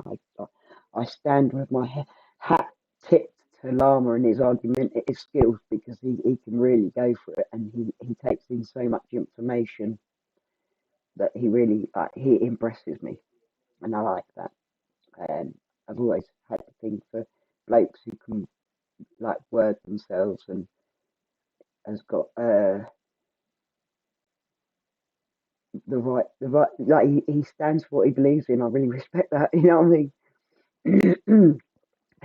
Unfortunately, a certain person is fluent in bull, and it would be his specialised subject on Mastermind. Unfortunately, he ain't bright enough to do the general knowledge. So very true. So the thing is that anyone can sit there and oh bless you, Sophie. You're such a sweetheart. Anyone can sit there and talk shit about people if it's not true, or spout rumour, or try to manipulate a perception of someone.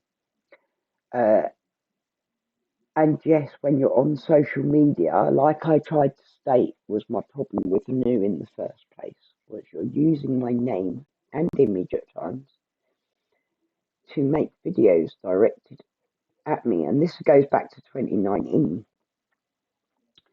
You are choosing to use my name to sit there and promote yourself as needy and desperate and victim, and that I'm the bad guy that was causing you so much pain and suicidal tendencies and shit like that. And I'd already sat and nursed you through playing that game with a lot of other people, and the way that you treated me was fucking disgusting. But I actually wasn't even sitting there saying to you, I think you're a fucking disgusting pig for the way you've treated me. I sat there and said to you, I didn't want to be a part of your channel anymore, and I was leaving, and that I could keep it quiet and not talk about it publicly. Let them think that we're still friends, and I'll still be here for you in private, but I'm not going to be supporting anymore. Thank fuck none of them work for Samaritans, isn't that right? Oh, bless you, Shaz, thank you. Bless you, darling. Oh. Love ya. Jacinta is a nice name. It's actually, is it Jancinta or Jacinta? I like that name. It's different, isn't it?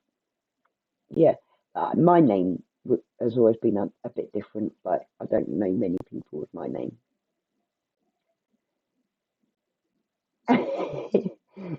Claire.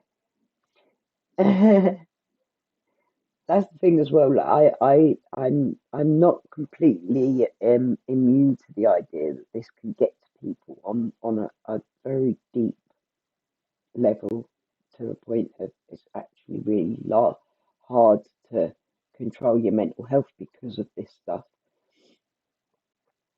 That's I've been there last year when I left. By the time I left and walked away from it all for a while, I felt really like mentally drained by it, like to the point where I was really hurting, and there was stuff going on in my life that I was really struggling with, which I don't always open up to everyone about anyway. And and I found it I was finding it really hard, and yeah, I felt like, you know, it really mentally affected me. It brought me right down. And of course, it did affect my health eventually as well. Although my health was pretty bad back then anyway. Welcome back. No more penny sweets now. um, I like penny sweets. I still love. Do you know what my favourite sweet of all time is? It's little orange teddy bears. My favourite sweet of all time. When I was a little girl, they were half a penny each because we had half a pennies when I was a little girl. I'm sure most of you did as well. My coffee, my kettle boiled, didn't it? I'll be right back.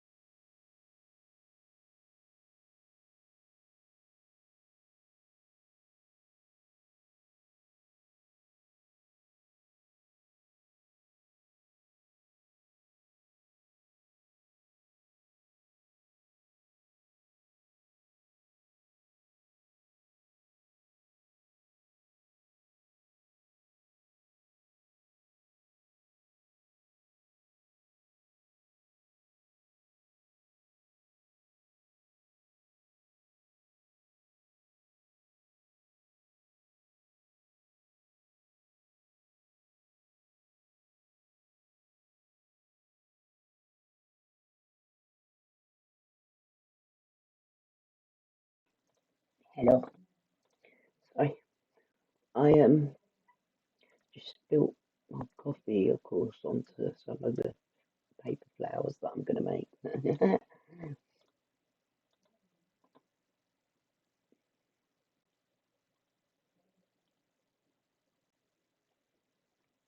It does, though, doesn't it?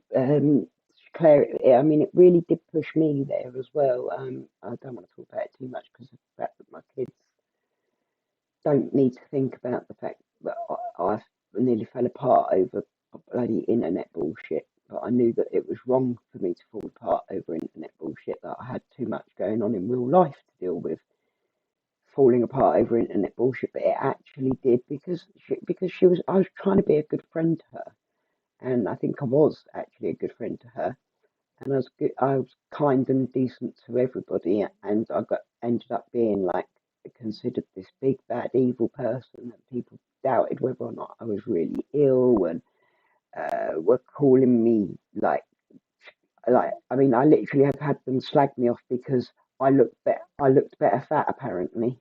I've had them slag me off for the stupidest of things, and I've had them slag me off for things that aren't true about me. And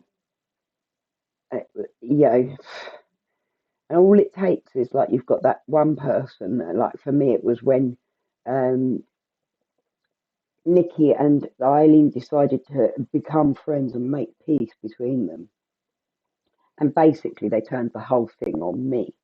Oh yeah, it was all Cass. Everything was Cass. Cass created the whole goddamn thing at that point, as far as everyone was concerned, and being told by them two. And of course, all it takes is those two and whoever supports them at the time, of course. Um, no disrespect to those of you that did. um, it is that is all it takes on the internet. That's all it takes for people to turn against you and be that nasty to you because they believe that you are being this bad person to a poor innocent victim, vulnerable victim. And they don't even care at that point. Are they doing something to make you a victim of their behaviours? They don't care that maybe what they said about you wasn't true, especially when it comes down to being ill. Um, like, did it not occur to them that I might look into this before I start slagging this woman off and saying that you're not really ill and that you're just pretending to be dying to get away with being a bully? Did you not think I might go and check out her YouTube channel or her Facebook groups, where her whole life story has been displayed for years to show what has happened to my health, and that you can't really uh, fake any of that. Not when I've been in hospital and doing videos from hospital with it. And I don't even do videos at my worst, do I?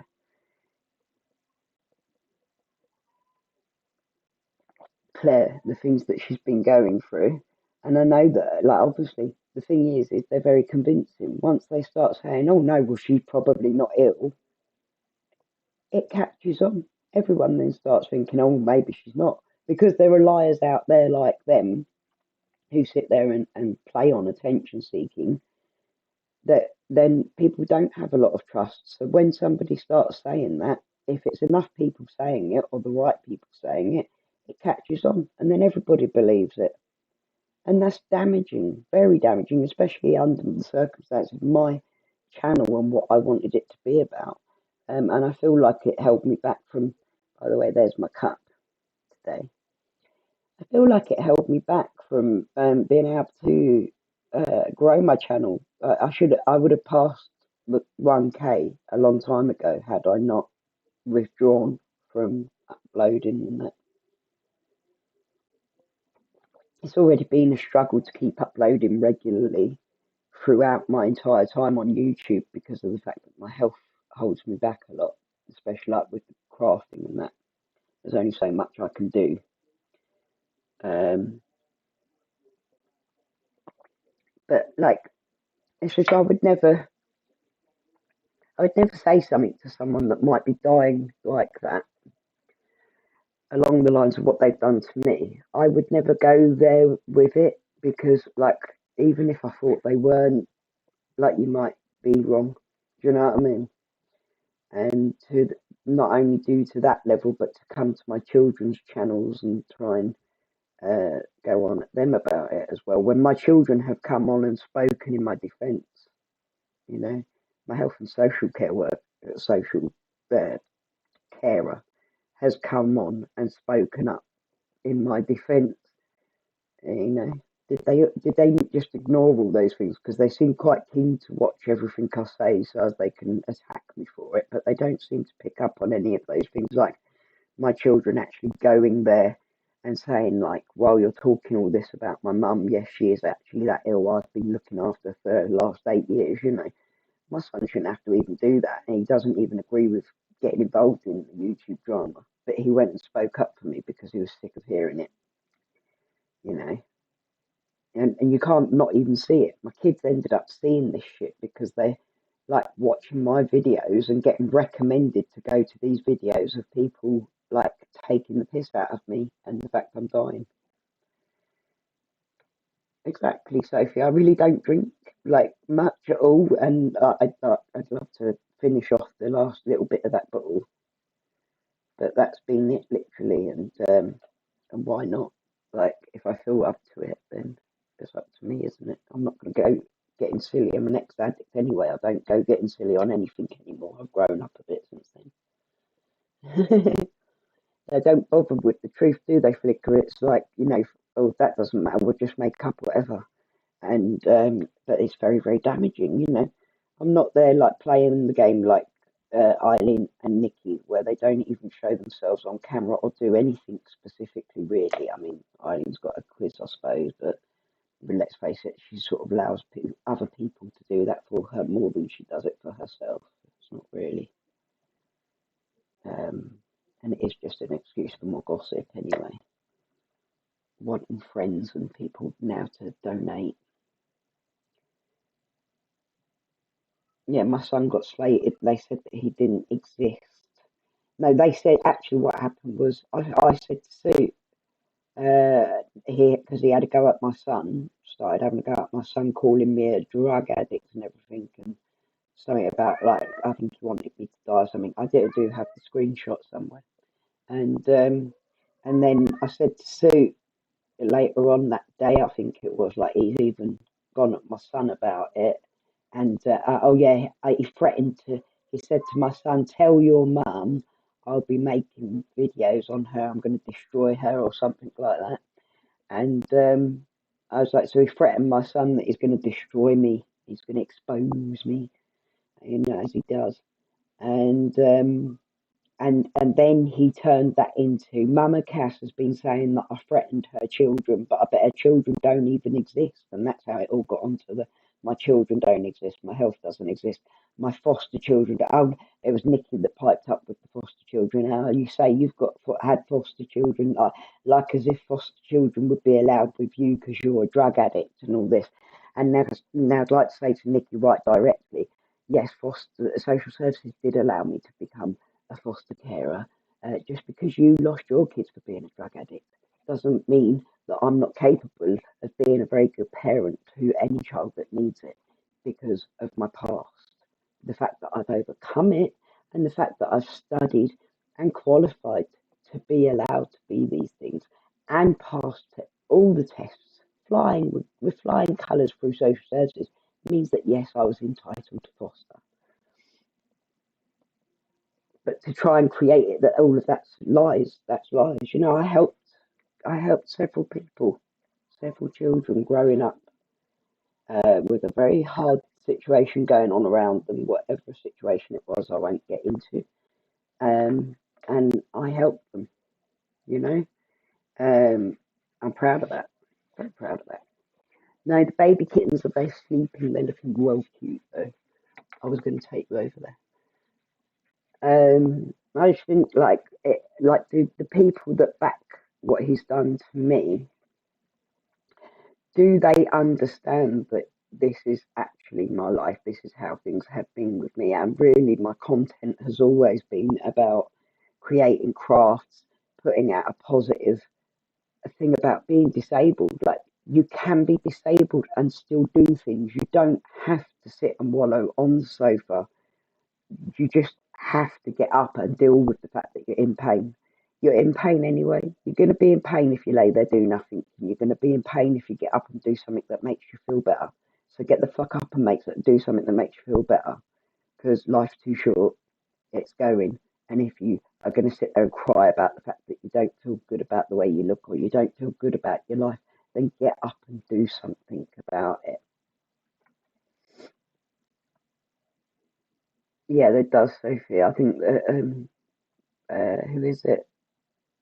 Harvey's mum, Jordan, is I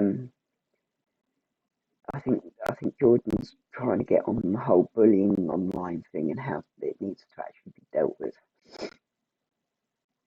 Your knee started bloody throbbing. Yeah, you're gonna have to be careful, Shaz, because that isn't healed yet.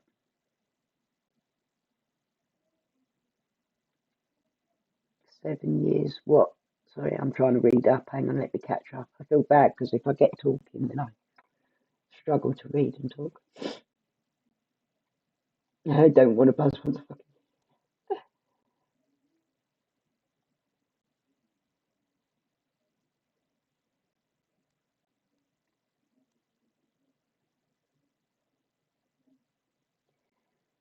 Yeah, exactly, Fear. I'm entitled to drink whatever I please. If I want to drink my own piss, then so be it. Exactly. A couple of the people on Suits Lives and that have said that, like, God, she's sick, and Stocky made a video as well. Stocky the Real made a video about it.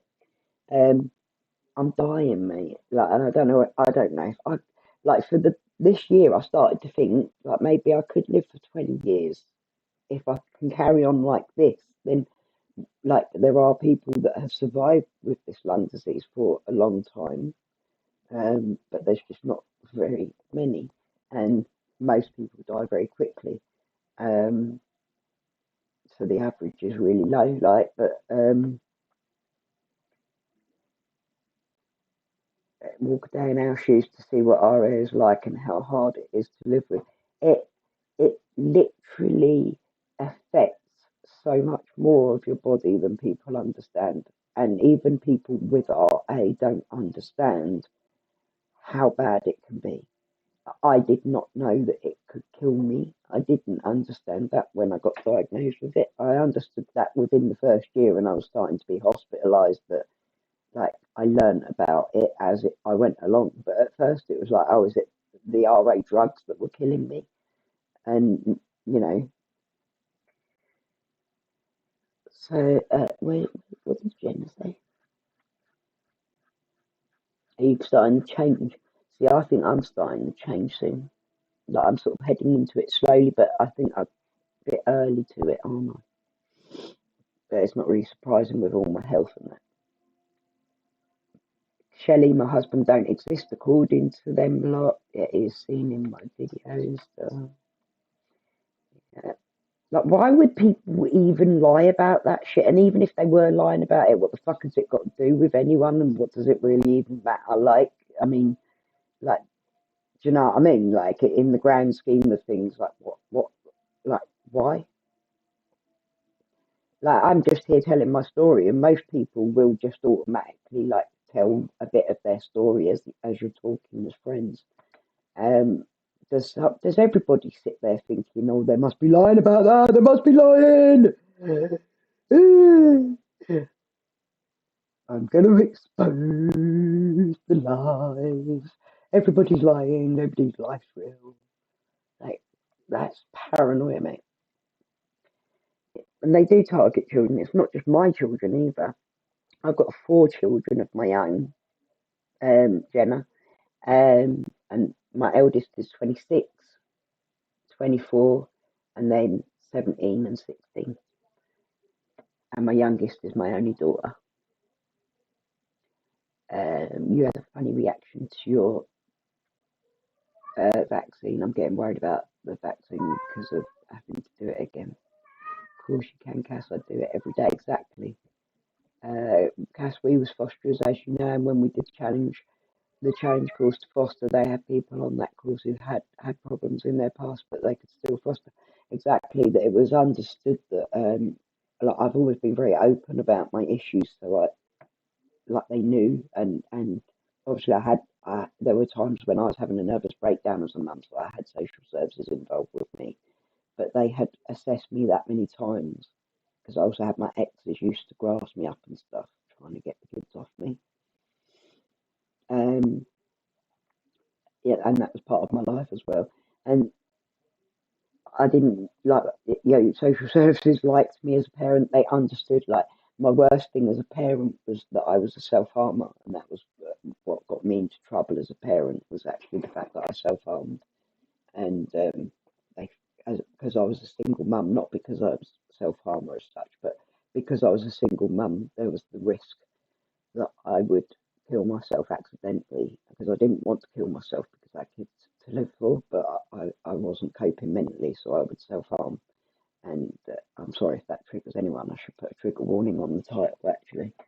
Um, I think I'll change that right now actually just to make sure. Um,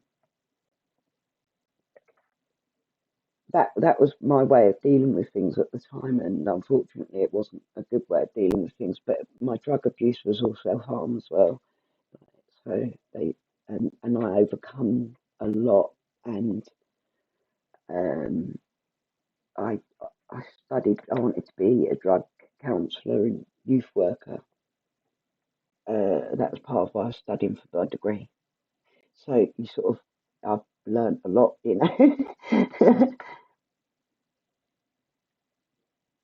I had really bad problems with the coil, Nelly, you know, really bad problems. Like I had to have like I was only like 21 or so, and I had to have cervical ablation because of the coil.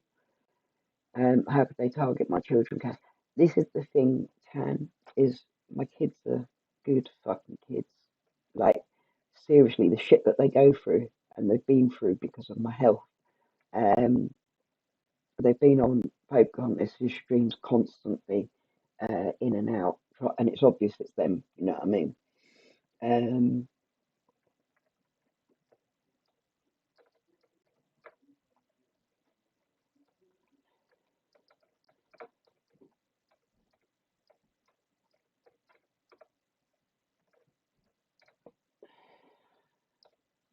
oops,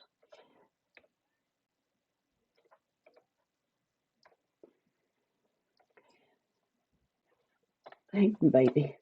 Okay, I need to get him right. Um, my kids are very strong-minded, very strong-minded. There's angina in the leg. Oh yeah, I remember that. You said that. Yeah. Um, they deal with everything that goes on with my health. Uh, Amazingly, really. Like when I think about, they've done it all on their own, all of it on their own. Like I don't have other support really. Like my mum does has been supportive, but my mum's also been a worker and is now become disabled herself with RA. Makes it very difficult. And that's it. That's all I've got. Is my kids. Really, that's all I've ever had. And they've had a hard life, partly because of my own issues in the past, mental health and that. Obviously, the older two, uh, you know, they grew up with me being poorly, like mentally poorly, and that's not easy, is it?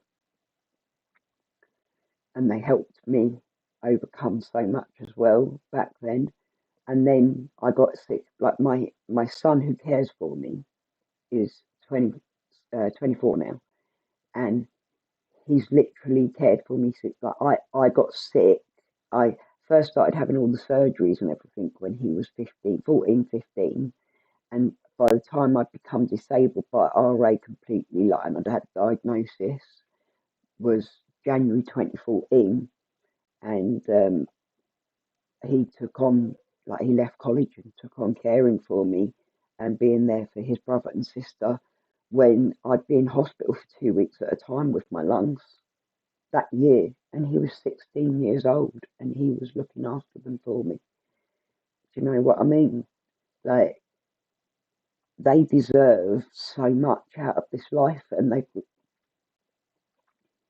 really not had what they deserve.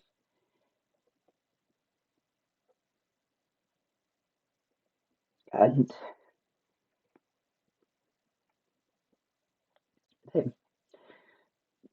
me being ill isn't what they deserve, and even hearing about it, they don't like even talking about me being ill or dying.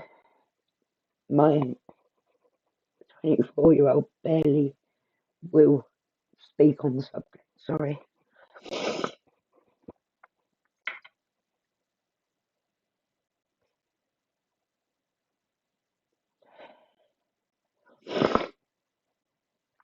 Sorry.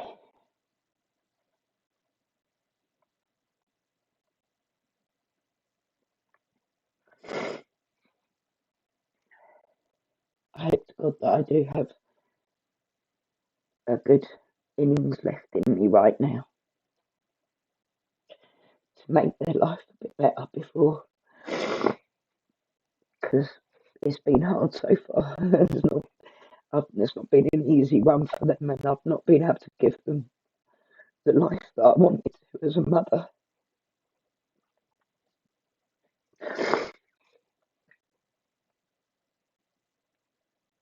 Makeup on them, and I just,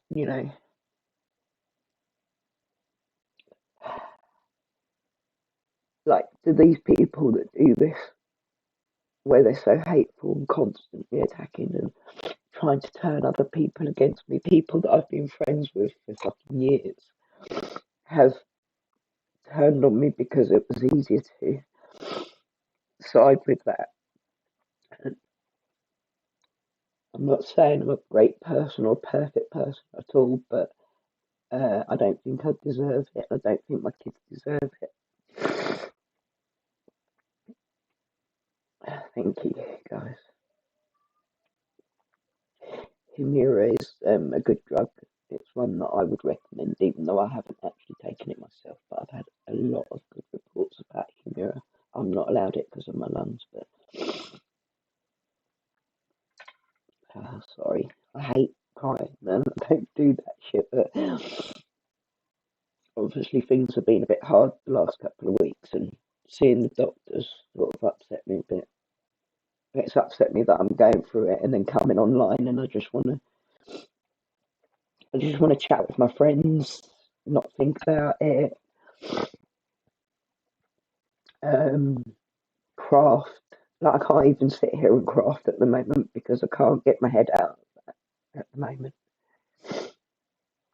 They are a credit to me. I fucking love my kids, man. They're brilliant. They really are. Sorry. Not They deserve a lot. I'm proud of each their own.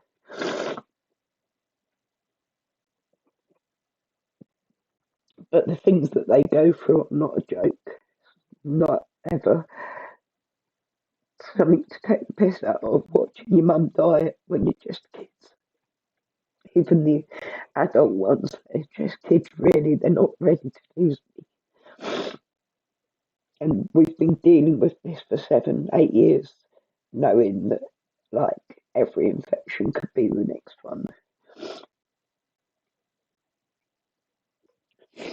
Watching me not be able to get myself to the toilet and stuff, having to help me get up, get to the toilet, having to help me get my bra on and off. The younger two were like 7, 8 years old the first time that I couldn't get out the bath by myself, and they tried to drag me out the bath, and I was crying because I was so embarrassed. So Dave, hello mate. So,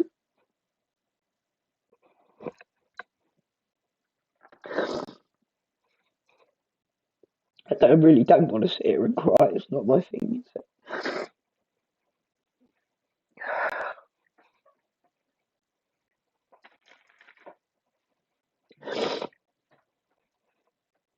It's been an eye opener this week, knowing that my test results were bad. That I've had to accept again that it's not changing, is it? It's not, there isn't like a miracle or anything. You are Diamond Day, thank you, darling. You are a positive guiding light within the paranormal, mate, and I really hope that your channel has massive success because it's people like you that we need. You are the people that should be guiding the paranormal field on YouTube. You're open on YouTube. You're open to the world. You're putting out goodness, and that's what the world needs. And especially within the paranormal, most people who come to the paranormal come because they've had a heartache or whatever, or they're gonna. it's been, it's, I've tried not to keep getting involved in the drama and that, and I do try not to respond. I'm sorry, guys.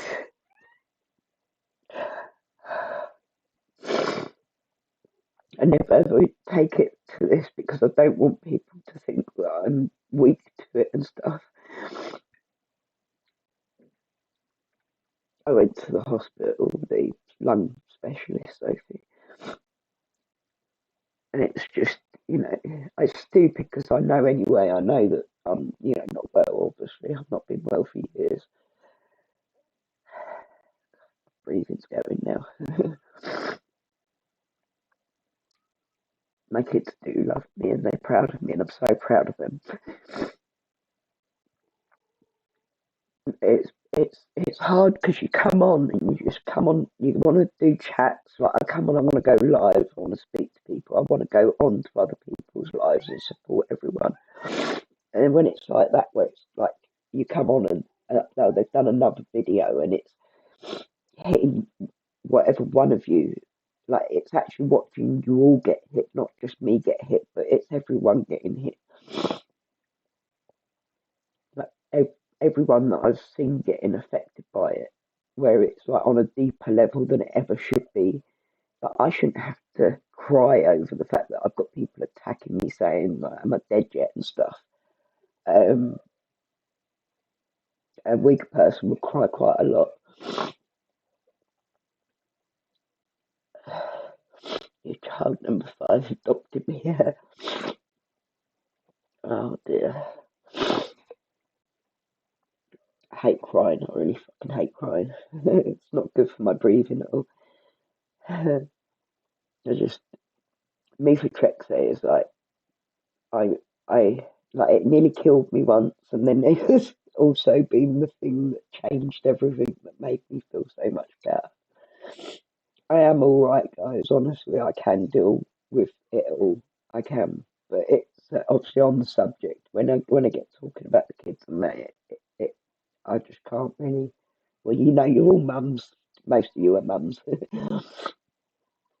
um, there's been some horrible things said about me, considering that I try and be nice to everyone. Next time I'm dressed up looking dead, then see, this is the thing. I usually do just laugh and joke about the whole thing. It's best way for me. Like I, I'm not crying because I'm dying. I know I'm not well, and I know that like my life is limited, and that yes, everything's a danger to me. But I don't feel like, oh God, I'm going to die tomorrow, and I must uh, make everyone feel bad for me because I'm dying. I don't. Please don't feel bad for me because it is stuff that I've dealt with. But it's just dealing with it and then having the bad news like this time was hurtful, even though it's always been bad news. Every time it's bad news, it's always gone downhill. Like that's the problem is that in lung disease, if you stay stable, you can survive. Like for long, if you're lucky, if things work out all right, you're lucky and you can survive it. But when you go downhill, like every scan I have, every like that one scan that I had was a different type of scan that came back looking better.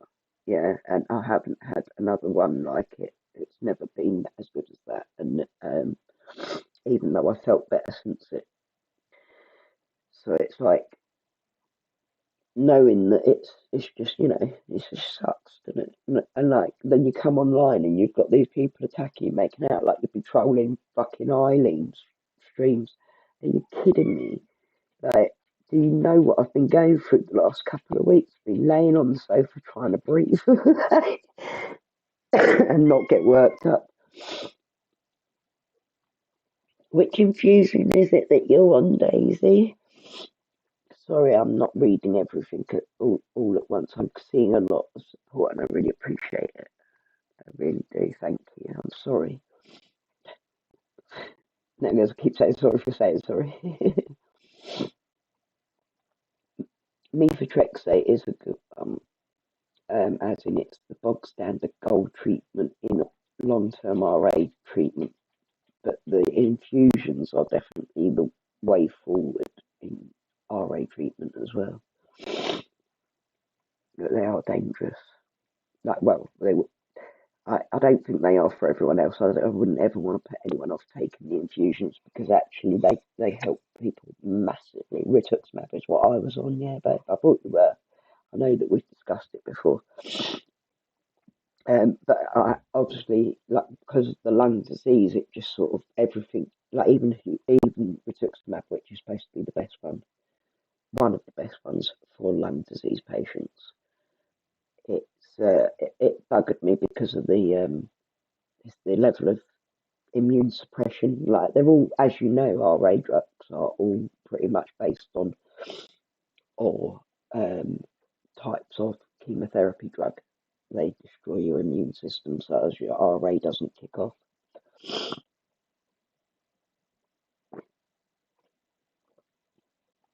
I am gutted now to be without my methotrexate as well. That hurts. Like it hurt. It is hurting now.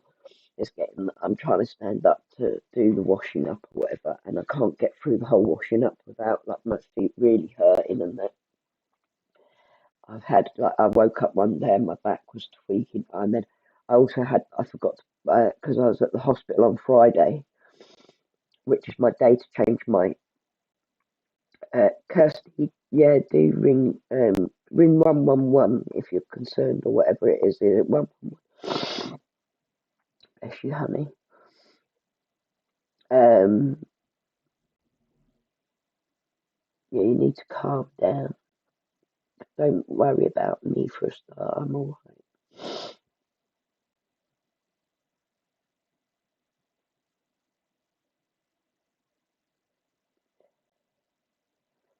Yeah, I tried to walk away from it all, Baz, didn't I? And I was trying to keep quiet on it all and not get involved, but it's just madness. But yeah, no, the infusions are. POTS is a shit condition, babe, I know. You do need to calm down then, darling. Because my heart beats really fast when I can't breathe, and that, like, not even just when I can't breathe, but if I've got infection, like my heart has been constantly tachy for the last sort of 3 weeks. So, and it's a struggle, isn't it?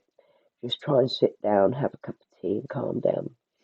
Um, you hear me, and I can't read properly without the glasses on. They are incapable of being like just moving on from it all, isn't it?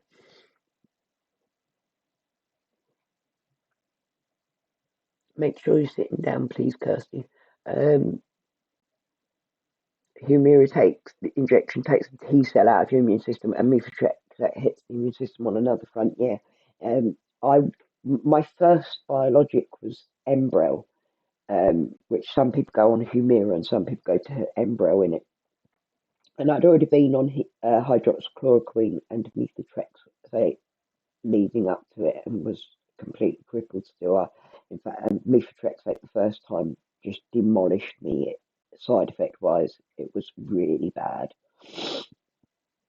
But I don't think it had a chance to work because of the way that my lungs are. What happens is that I get infection after infection, and so and by having my immune system suppressed to control the RA, it's like opening up my lungs to little gremlins basically that run riot in my lungs and have caused scar tissue and damage to the point where like you would think I was a 60-year-old that smoked 60 a day uh, by the state of my breathing, you know.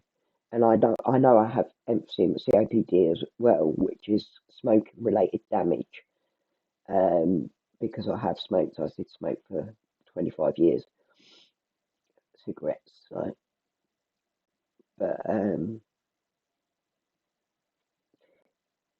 I think when you have to like recently I've been in a lot better condition from infection and shit because of the fact that I've been in lockdown. Like people have been in lockdown, and it sucks really because it sort of makes me realise that I really do need to keep people out of the house, even though I love people and I've always been, why it's a bit of a struggle this year, because I've always been surrounded by a lot of people that visit in and out, and like, a lot of them, as I say, they come to see my cats and that. A lot of the kids' friends come to see me and care. Yeah, I've got like severe emphysema, COPD, like with severe asthma as well. Hi, Diana, darling. Hope you're okay. Restless legs is really irritating. I know. I get restless legs as well. Well, they said that I had restless legs before they said that I had RA, but I do sort of believe it's all Shelley's losing power. I do believe it's all connected, to be honest. Yeah, my heart rate's been over 200 in like crisis before. When I got to the hospital, it was over 200, and my oxygen level was like 70 something. It wasn't good.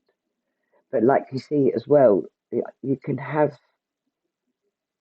like my COPD is pretty calm right now because I don't smoke cigarettes anymore.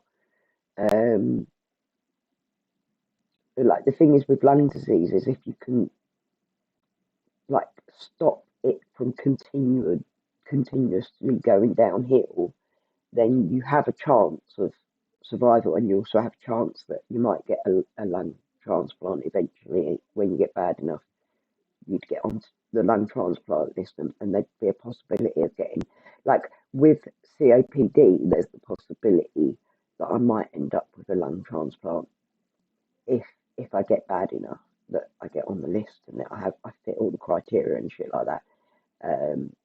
That's hopefully a long way off. But obviously, like for me, I go downhill so fast that it's like as if, will they ever get a chance to do that? At one point, they wouldn't even do a biopsy on me because they said that it would kill me to biopsy me, and that they won't do surgery on me because it'll kill me to do surgery on me. But I was overweight then as well, and had like high blood pressure and everything else that went with being overweight. I was constantly tachycardic back then. Losing weight has made miracles happen in my general health, but unfortunately the test results recently just show that the RA is still there. It's just tampered down at the moment when I'm controlled by methotrexate, and the lung disease is still there, working its way, doing damage to me, even when I felt like I was doing better. That sucks. But I know that with my state of my immune system, like you say, their flicker, the RA treatment lowers the immune system, puts you at risk, and you don't have a choice. I can't not walk, like not walk at all. I accept that I can't go out the house. I accept I can't go shopping for myself, right? And recently I felt well enough that I could do a few more bits like moving about and getting to the toilet for myself and stuff. But I literally couldn't. Yeah, I'm glad that you did flicker, because it's the attack from all angles is probably what caused it to get so bad for me, because it took me to like once I'd been hospitalised, then I quit smoking fags. But it I didn't want to give up smoking, if in all honesty. It's horrible, like that people don't understand how badly RA does impact. It can just do so much damage. It's even down to things like my eyes. Like I would get like gooey eyes and that. They call it rheumy eyes, or they used to. There's so much of your body that can be affected by RA, and I will not go. Like if I can help it, obviously I've accepted that my RA has gone up and down quite a lot at times. It took years to get any control, and when the methotrexate finally started kicking in, was I'd actually just been on rituximab for a year. I'd done 2 sets of rituximab infusions because they last for 6 months. And that's the worst thing. That's what caused. I was at my worst when I was hospitalised on the rituximab with my lungs. That was when it had gone into honeycomb effect. your blood is affected. Yeah, like I've got a blood condition as well now that is, I believe, probably connected with the RA as well. I think everything's the RA, to be honest. Like, I feel like the RA is what completely destroyed me as a human being. Like, I've got multiple conditions. I am a complex case, but the RA was what, like, took me from being able to be perceived as a normal human being, capable of doing things, even if I was in quite a lot of pain a lot of the time. Like, my back's been bad forever. It's like Julie said, that she was aware that she had always not known about the fact that RA can affect your organs as well. And it's like, it's bad, isn't it, really, that they don't tell you? But it's not that they don't tell you, but they skip over things when you go to the doctors, when you learn that you've got RA, not when you go to the specialist and they get diagnosed and stuff. They sort of talk about the treatments, what they're going to do. Oh, shit. Hello. They talk about treatments, what they're going to do, and how it's going to make you sort of like, yeah, there's a lot of risk with it, but it's going to make you better.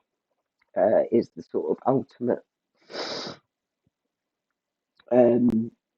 like that's the comeuppance of your meetings with doctors at first, isn't it? Is don't worry, yes, you've been completely crippled almost overnight, like you've been hit by a train. Don't worry, we'll get you better. The meds are amazing now. That's basically what they tell you at first. And I suppose they're trying to be positive because, yes, the meds are amazing now. My nan had RA, obviously, as I've now found out. RA runs in my family. It's a genetic thing, but we've all got the gene for it. Sorry, my chest. And yeah, it's always more than one autoimmune disease. They just come in groups. Yeah, I've got spinal damage. I've got twisted spine. I've got a twisted spine in my lumbar area. I've got C5 and C6 have got osteoarthritis, which is probably caused by the swelling of the RA. And I've got osteoclasts coming out of them, like the bone spurs, like extra bony bits coming out of them. And I find that causes me, like when my neck swells up, which is one of the main things that really sort of disables me. But then I've also got, I've got the curve over. It's really very painful. I was diagnosed with that at 14 after a boyfriend hit me, beat me up. And but I think like the doctor decided that it had probably been there from birth, but that it had never been picked up on. But yeah, RA was the autoimmune disease, but then it started off with getting. That's good, Kirsty. Just I love you, darling. Sit down, yeah. Sit down, calm down. I'm all right, and you're all right. I was a gymnast as a child. Um, hard to believe now, isn't it? I was proper into my gymnastics as a child, and I was an actress as a teenager. I was going on to do performing arts at college and that. Um, and my boyfriend beat me up. Or like, he was an ex-boyfriend actually, but he beat me up, kicked me, and I couldn't walk for days. I couldn't stand up properly. Like it just tweaked it. He kicked me up the top, and it just sort of snapped at the bottom. But yeah, I've also got the osteoarthritis damage at the bottom as well, which they say that RA can't affect the lower spine if it's from the rheumatism affecting the lower spine, then it's usually like uh, what's it called? Cystic poly.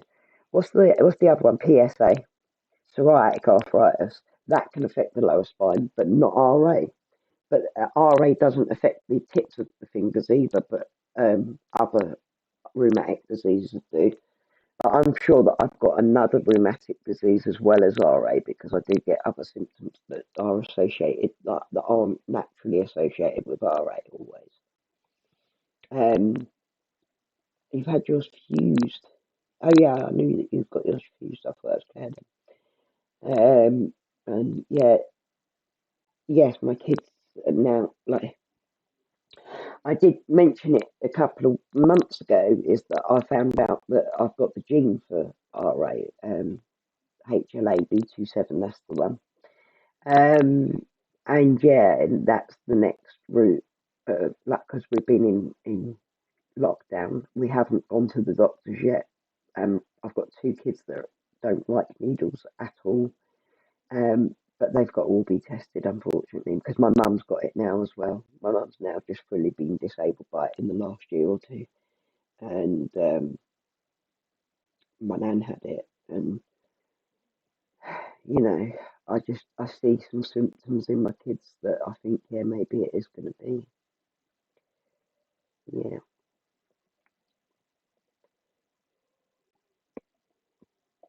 Mm. Claire, that's exactly the spot where I get my worst pain in my back, and my back can be completely crippling even before I had RA. So yeah, now I've got to get my kids tested, and that for me, again, I won't go on to the kids too much because obviously that's made me emotional already. But I'm terrified about my kids now because what if I'm not here? Like, I'm not. I won't go on to it, but you know, what if I'm not here? Like, I needed help really badly when I got this disease. It took over my life, and if my kids are going to end up with it, I want to be there to help them. And because of the state of my lungs, it's just not likely, is it?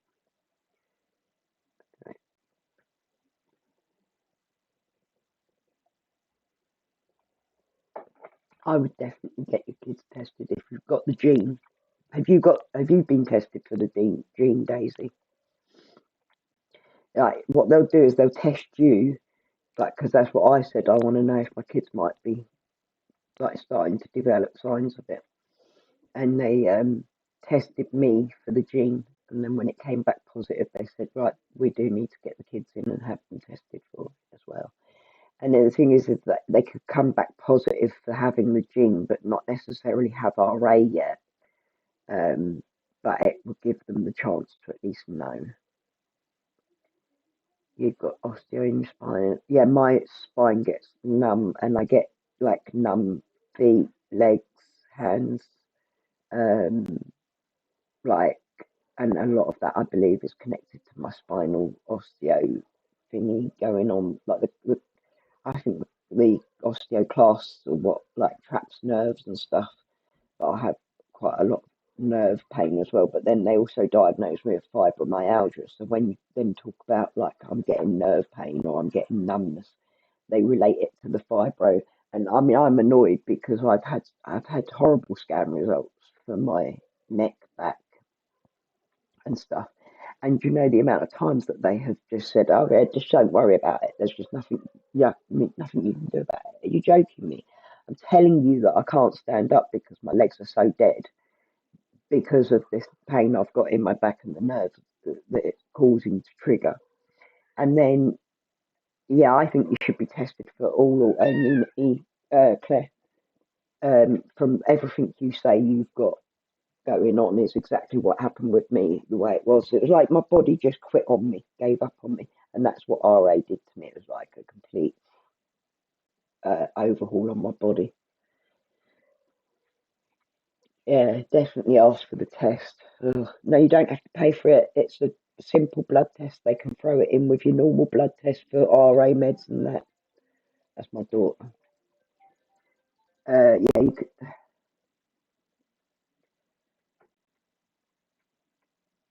Yeah, you can um, just throw it in with your normal blood test for RA if you take your.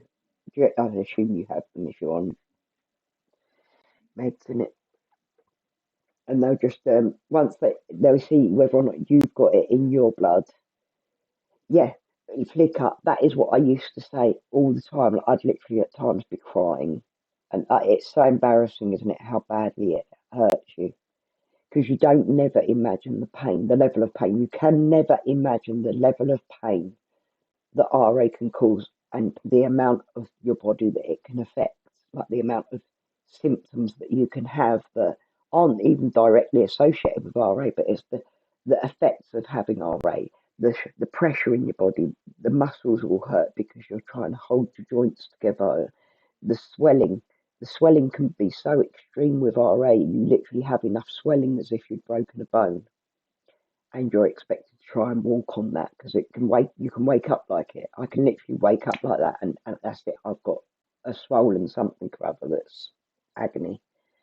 And yeah, I gave birth naturally with no pain relief, right? 4 times. Even my my one that was 5 weeks early was like I was in labour for 3 days. I was in hospital for 18 hours before giving birth to her in full labour, and I still didn't take any pain relief. And I would do that every day happily and not have RA. That's how bad RA pain is and how much it disabled me. It's not something I would ever want to put anyone through. And the thought of my children struggling with that pain actually would, like, I hate the idea. In around 2011, my lungs collapsed and I was bad since then. Little things leading to this recent big things. You see, I think as well, when you've got weak lungs, it can be pretty damaging in its own ways as well, because it's like it opens you up to all of these other problems as well. Like your body can't function without oxygen going in properly. Like literally, the way I felt in the last couple of weeks with the low levels of oxygen and everything, it's been really hard to cope with because I'm quite used to feeling a lot better right now. So I've really noticed, like, yeah, shit, I'm like, it's like I can't function as well. My mind doesn't work as clearly. I'm falling asleep. Like I'm exhausted right now. I'm gonna have to get off in a minute, but because everything drains me so much. Just speaking can be like really hard work, especially while I'm in the coughing stages, like where I can't control the coughing. I can't get like I couldn't sit here and talk like this while I've been coughing. There's only like literally certain days where I'm on enough meds, been on enough meds that it works. She had C-sections and never got her fanny stretched. I'm always quite impressed with my pelvic floors actually considering. But then I haven't had sex for 13 years, so I think that sort of tightened it up a bit.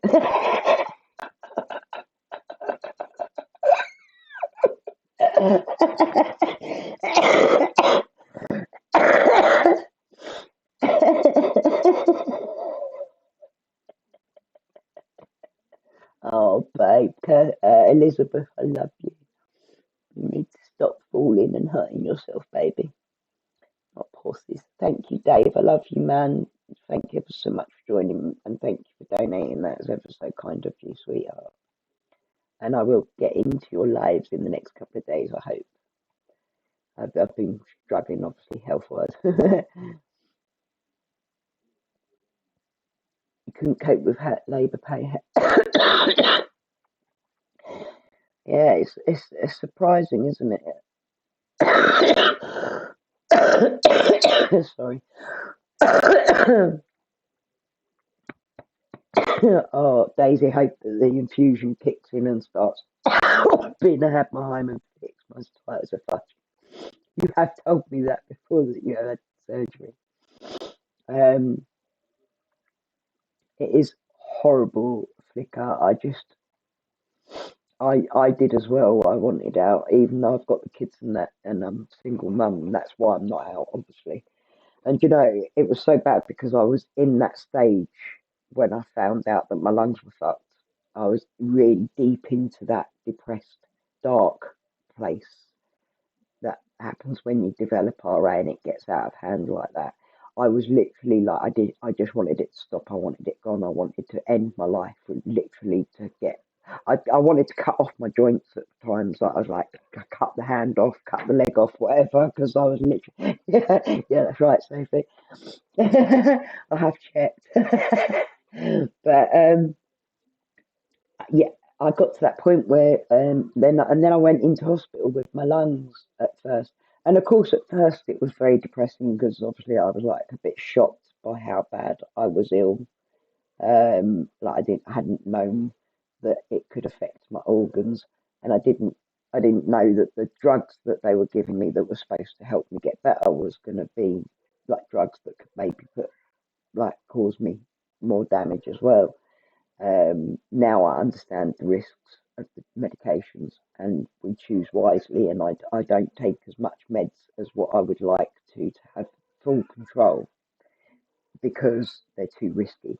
And even the methotrexate, I take at a lower rate than a lot of RA patients, but it keeps that level of control enough that I'm happy to stay there. Although I recently decided to ask for more, like up it a bit, but swear mine shrunk. Exactly, Tan. It does shrink, man. It literally shrinks back. Like when like when some cunt tries it on with you and they're complete waste of space and you really don't want to, your fanny goes, none of that. Get the fuck away.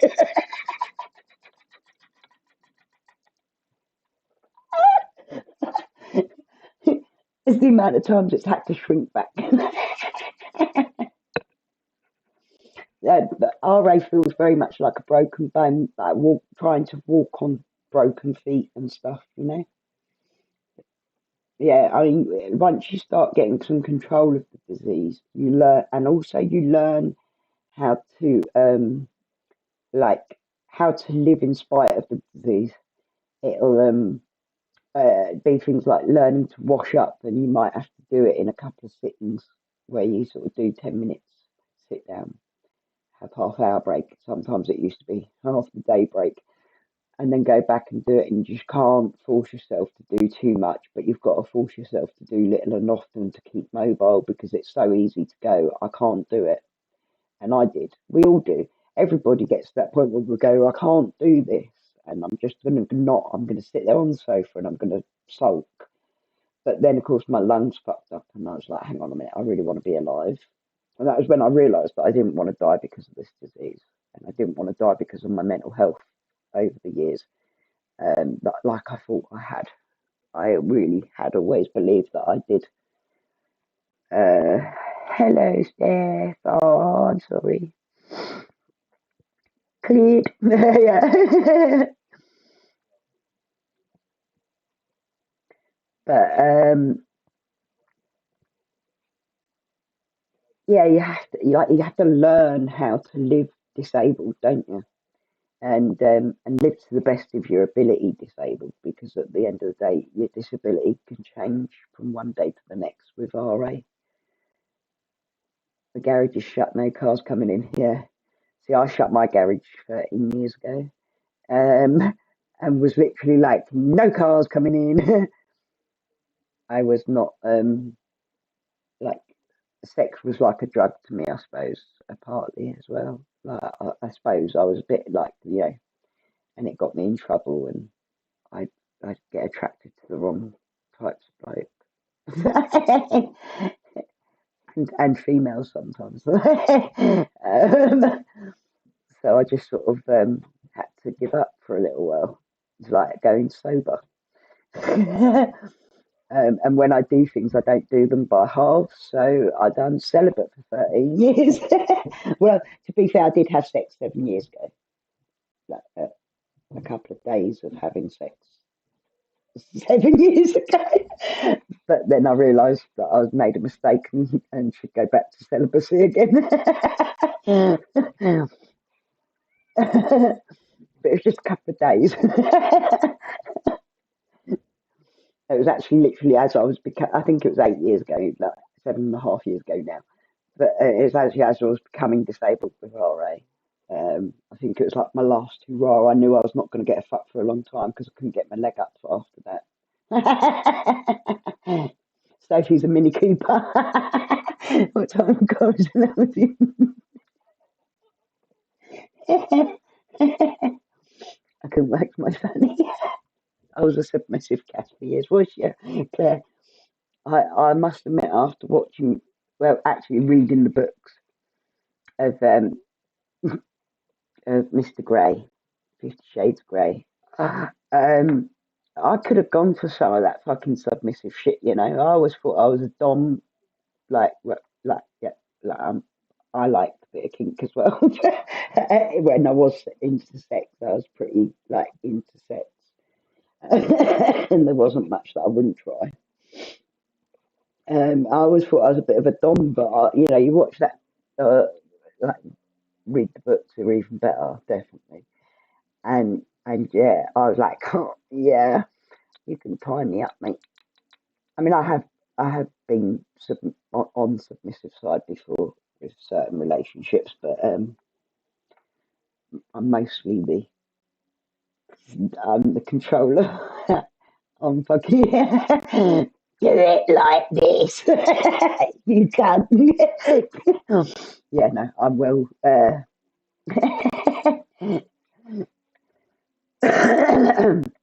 I used to have in the old days. I was well known that I had like a whip hanging in my kitchen.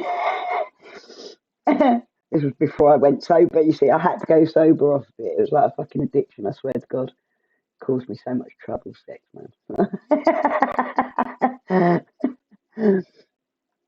Click drop.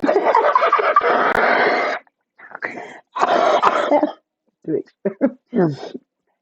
Is it possible, like Flicker, you're in a relationship, babe? Yeah. Daisy, are you in a relationship? Shaz, you are as well, aren't you? So how the fuck do you lot have sex? Because like I keep thinking about it recently since I felt a lot better. You know what I mean? It occurs to me every now and then. How do you go? And I have been asked out a couple of times, but how do you have sex? I'm scared witless about having. Yeah, if I was to go out with the guy that's asked me out on a date, yeah, and something was to start, right? Like, one, would I break my hip? Two, two, is there cobwebs? And three, what if I stop breathing?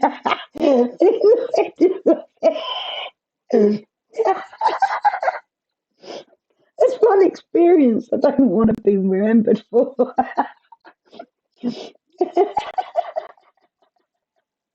They say where there's a will, there's a way. Yeah, but like I haven't been in relationships, so I haven't had a chance to be with a doggy. Is out of the question. See, doggy's one of my favourites. But I've got all the outfits you could imagine with the gate. Oh my god, that'd be so much fun.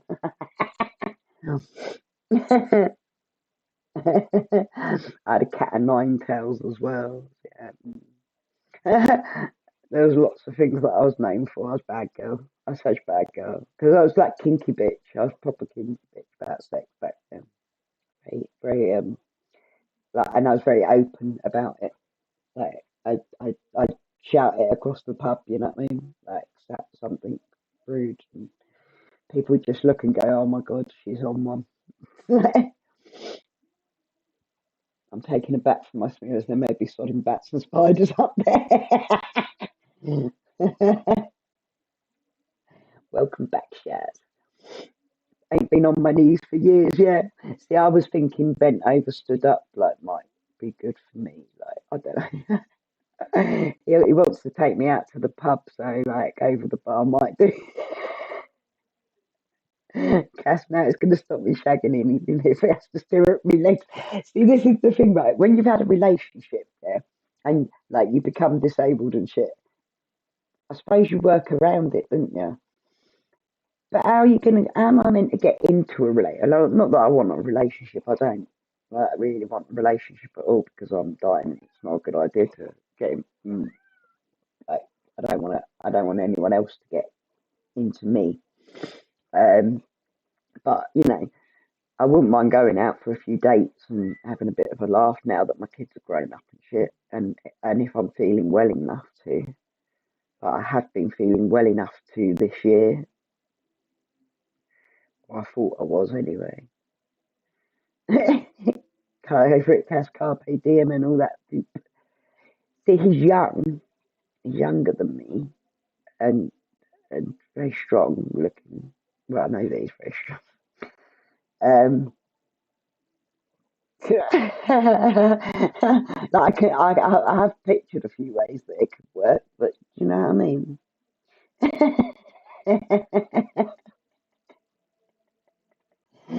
Yeah, I've been with a few women. Only sexually, though. I've never had a relationship with a woman. I was offered a few times, but no, I've only sexually been with women. That's why I don't call myself bisexual as such, because I don't go for both in a relationship as such, but I do like threesomes. I've never had, oh, yeah, no, I've never had a woman, well, yeah, I don't, might have done it. I was going to say I've never had a woman on her own, but actually I think I have. Long time ago now.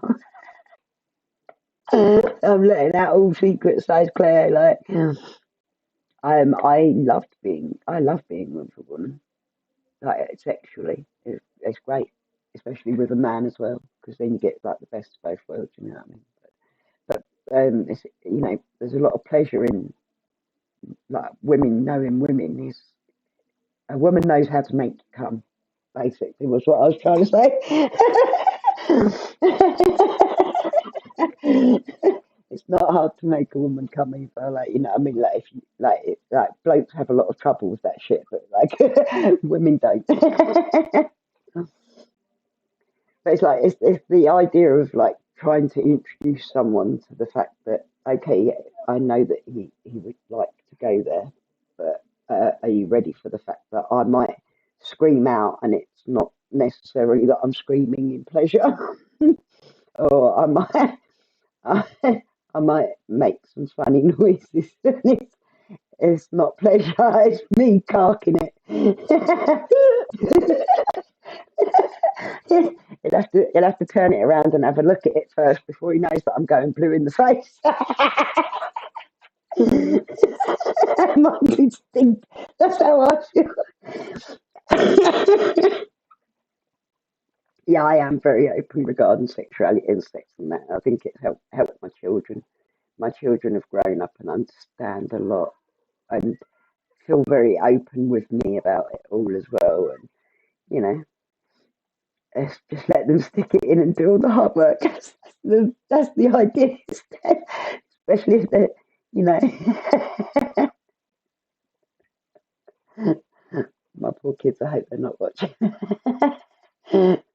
Obviously, they're all adults, but I can't think about a lovely mama coming. James, that's hilarious. I never used to be. I lost my virginity at 24. Nice one, Sophie. I'm almost 26 and been with two guys, both not amazing. By the age of 26, I'd only been, no, I'll change that. By the age of 25, I'd still only been with two guys.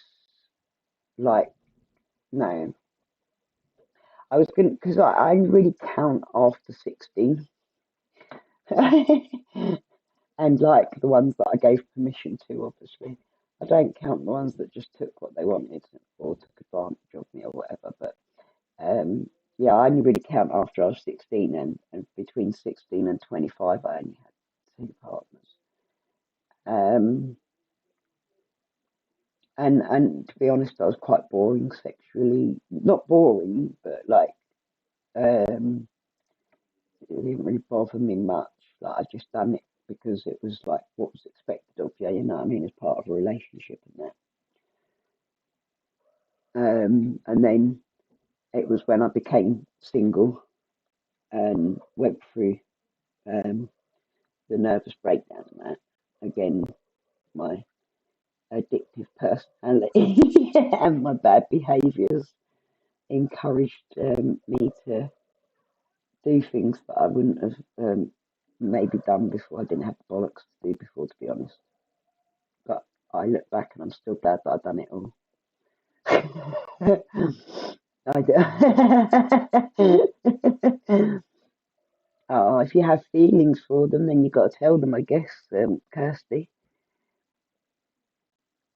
Yeah, I've seen a banana-shaped penis before as well, Claire. That wasn't one that I wanted to see either. But it was actually threatened. It wasn't like it wasn't a bad experience. Like they didn't get it out on me for that. You know what I mean? But like, fuck's sake. But yeah, he had a banana-shaped one. I wonder sometimes, does it like would it be better because maybe it had hit the clip, like hit the G spot a bit better because you know it's up there and at the front. You know what I mean? For any of you boys that wanted to know where it might be.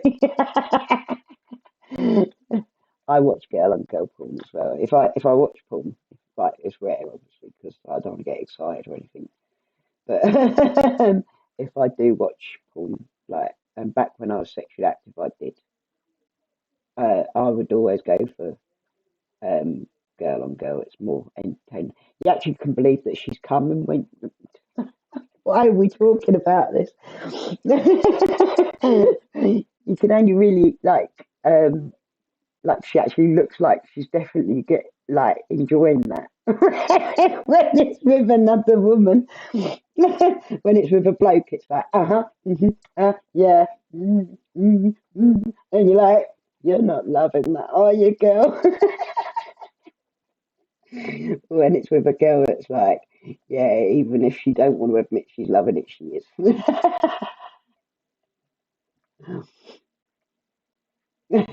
A grapefruit, man, thing you shake like that out by the because it's the one you spoke of, Kirsty. My advice is to let it go, to be honest, and treat you like people. Yeah, if it is that one, then do let it go, please. Bless your heart, don't get hurt. Definitely more entertaining girl on girl. The women with men look like they don't care. They do, don't they? Literally. See, we agree. So true. She's like, you know, you. She's thinking, will you fucking hurry up and come now? So I can finish myself off, you cunt. Get your head down there. I'm going to say get in trouble for this.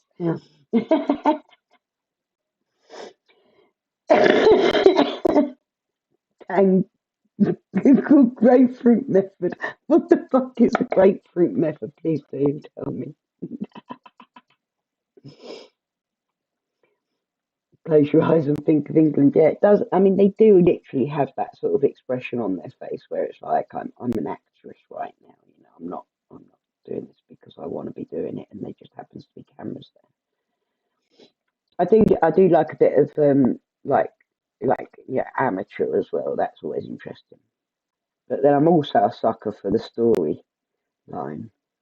I suppose these days, like, because it's been a while since I've bothered with porn and that, but I suppose if I was going to go for it these days, it'd have to be like the older woman shit, wouldn't it? Why do I have to be an older woman now? I like literally went celibate for the fucking prime of my life. Why did I do that? Oh yeah, because it was the best thing to do. That was right thing to do. I forget whenever I remember the funny times.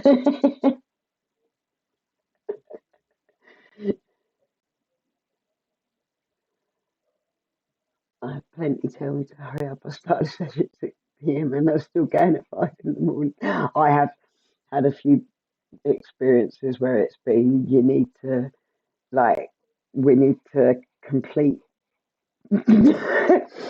as fully as possible right now because I cannot walk. This is like, how did this chat end up like this? Yeah. Yeah, don't let yourself be taken advantage of by someone that didn't treat you very well in the first place because 9 times out of 10 they will return to treating you that way if you let them. Um, everyone around here thinks I'm a porn star. So I started to realise how I ran with it. I'd done exactly the same ones.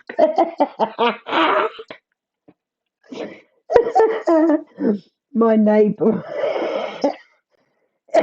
my neighbour at my old house, yeah, years ago, like when I was going through the bad patch, obviously. And there was a lot of things I was doing that was naughty, but my neighbour hated me really badly, like really hated me. She had real issues with me, and she kept telling people that I was being a prostitute because I had a red light. I used to have a red light on every night. Yeah, I had like red lighting around my kitchen door, and you could see it through the living room window, right? So my front room would glow red every night. And my neighbour told her son and consequently half of the town that I was a prostitute. And they asked my son, "What, like, is your mum a prostitute?" My son at the time was quite young and had to ask me what a prostitute was. So I told him. He was like, "But you don't do that." Like, no, I know.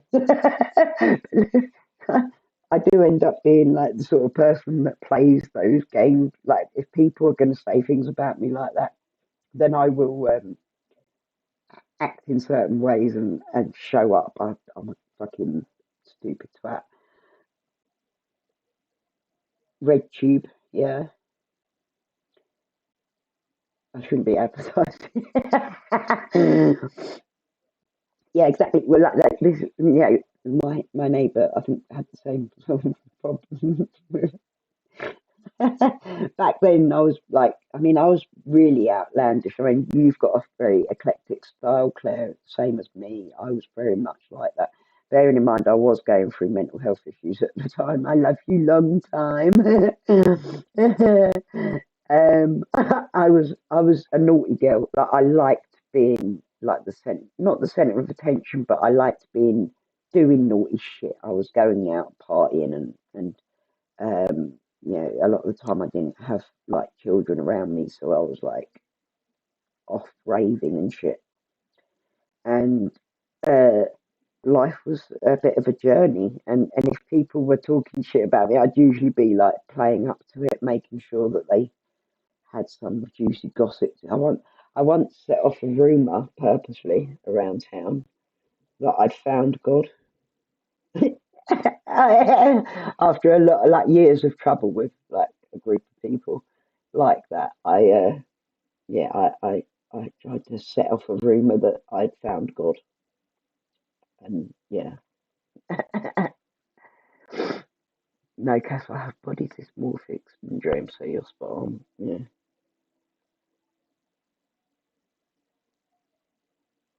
so you're you check. Is that why you like? I was always like dressed like. I've said it before, but it's because basically I was always looked at as a child because of my birthmark, and I used to dress in the most. I still do dress quite crazy actually, and I like it. I like my purple hair, like fat head. What's his face? Kevin. Him and Perry take the piss out of my purple hair, and it's like I fucking like my purple hair. I'm gonna go red next day. And I liked all of my different ways that doesn't look like everyone else in the fucking street. Because why would I want to look like everyone else in the street? I'm not everyone else in the street. I'm on a fucking gas. I rock. Mm.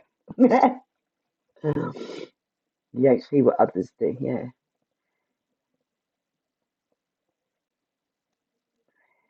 yeah.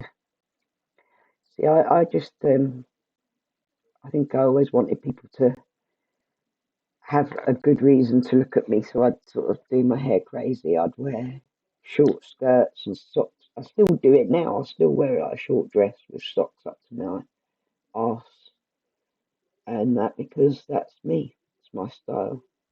I don't give a fuck how old I get. I'll wear what I want when I want. I try and make it look half decent, but I'm well like renowned for being a little bit zany. My old best friend used to be always like that one with the crazy outfit on.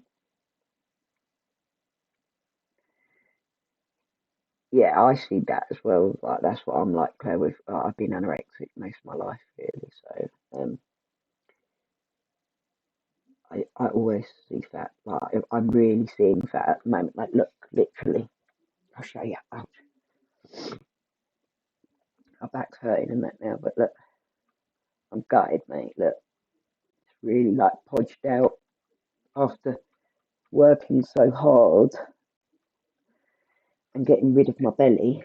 It's podged out because of the steroids at the moment, and I'm finding it hard. Like, and I shouldn't. Obviously, I've had control of my night, Kirsty. I hope you feel better, darling. Um, um, but I'm finding it well hard. Like, and it's because I've been better over the last year and that, and it's meant a lot to me losing the weight. So I'm finding it hard. It's the steroids. It's the steroids, and as soon as I'm off them, then I can get back to like losing a bit more weight.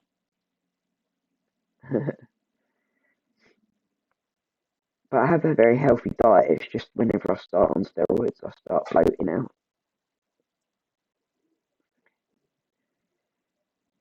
And like, I wouldn't even get like the whole sex talk there. Um, with this little bit of gain weight, even though I'm still in my medically healthy weight range. Um, like I was at the lowest point of it, I was 8 stone, and now I'm just about quarter, 9 and a quarter stone. And yeah, exactly. James, you're so funny. I like that. Yeah, you learn. I said it's from being in the spotlight. You learn to keep up that appearance. It's like for me, it became very strange that when I didn't have my birthmark anymore, nobody was looking at me anymore, and I found that weird. It was like, but obviously didn't like having people stare at me and that as a kid, um, but I've always had a, a, a, I don't see myself as attractive at all. I know that most of the blokes that ever wanted to shag me because they were interested in the type of person I am, because I'm daring and I'm extreme and I'm very fun, like to be around. Like, if you're out at the pub drinking with me and stuff like that back in the day, I was always a good laugh and very like the guys and me used to have bets on and stuff like that, who was going to get laid by who and stuff like that. And I used to join in as part of the lads and stuff. And a lot of lads would be like, when people like when one of the blokes would like ask me if they could walk me home or whatever, and I'd be like, nah. And literally the blokes I hung around with would be like, you wouldn't be able to handle her. She'll eat you alive. She'll destroy you. That was the way it was. That 10 eclipse finished me off.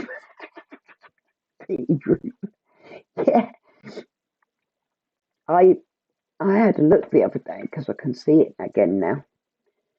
Like as I was shaving while I was down there, and I reckon that I've like it's sucked back up. Like I said, it's retracted that many times over the last 13 years that it's sucked back up and tightened up.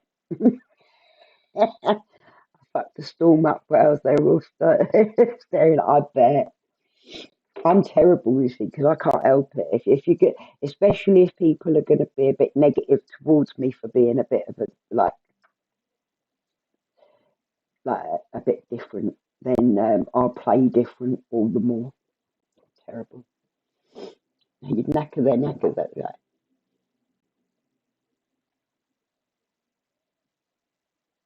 Yeah, I think I'd be like, when I was like that, I was like, I'm controlling what they're staring. I took control of what they were looking at. Punani, punani. Yeah, it is a lot of effort, Sophie, and I think for me, I needed to be healthy. Like, I needed to get my mind healthy. I really needed to stop putting myself in positions where I was. A lot of the time, it was like it wasn't even that I wanted relationships or anything and was getting hurt because I actually didn't tend to want relationships for quite a while before I gave up sex. Um, but other people, like sometimes it'd be me that would fall in love, not meant to, and sometimes it'd be them that fall in love and not meant to. But for me, I'm more of a fuck buddy type of person anyway, like just naturally, instinctively. Like relationships to me are shit, mostly. Having to compromise and put up with shit. And I can't be controlled. Like, do you know what I mean? It's no good for me. I just can't do all of that. But I don't mind the idea of casual fun, and but I like a. It's weird because I like a faithful relationship, but that's not like. Does that make sense? Like fuck buddies, but like don't go fucking around on me. Do you know what I mean? At the same time, like, I'll fuck you as many ways as you want, but don't. Like because it's just not like you know your son gets stared at constantly. Bless. And people are rude, doing crazy eyes and noises, then skip away laughing. Yeah, I'm like that as well. Used to go around like I'd go to town in my onesie and skip through the streets and stuff just to because I knew people were looking at me and talking at times. You know what I mean? My lovely crafting mother excited, mama excited and coming. James, you never thought I was like that, did you? I stay single, Cass says I went single, I had loads on Facebook. Yeah, well, I always have had, like, obviously not while I was really ill, people sort of stopped offering, but like, in the last sort of year and that, I've had quite a few offers, which has been quite nice. It's nice to know that like, I've still got a little bit of something to me. Um, and but like I used to have quite a few that would really try and get me, yeah, part-time exclusive, like, because I don't want to get attached to anyone or get anyone attached to me when I'm not well and that, you know what I mean? And I haven't got the energy for a relationship, and I haven't got, like, I put everything into my family, really. Bless you, Claire. I have 2,000 having to do, yeah, it's the best thing to do, Sophie. You have to heal within yourself. Uh, James, your mind was never clean, that's so true. Um, do your balls hang low? Do they wobble to and fro? Dad.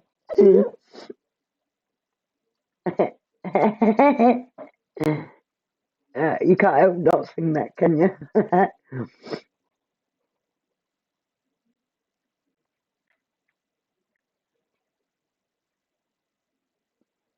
It's like relationships are something that you've either got to be like invested in, and if you're not fully invested, don't waste people's time with it. And I believe that like, I'm sorry to anyone that's romantic out there. I really am. I'm sorry to any young people who might be believing that the world's a lovely place and happy ever after happens, but I'm not one of those people. I've got not an ounce of romance to me really anymore, and like I can play the romantic for fun,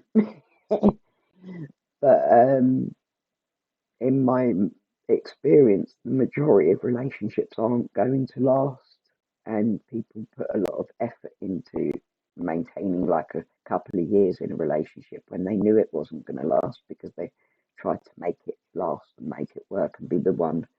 And it's just not. You need to work on being yourself, being happy with yourself, being comfortable comfortable in your own time and in your own skin and in your own company, and not needing anyone else. Because if you're needing someone else, then you're not going to get the relationship that you're expecting. And I think like it's nice that you're a romantic figure because you have got a lovely partner. It's really good. It's nice to see those lovely relationships. Like I was saying about the Duke of Edinburgh and the Queen the other day, they're the sort of relationship, the marriage that we all hoped and prayed one day we'd get. Do you know what I mean? And that so it does happen. But you go through a lot of ups and downs to find that one, and it's nice if you can find it. And if you think it is the one, then try and make it work for sure.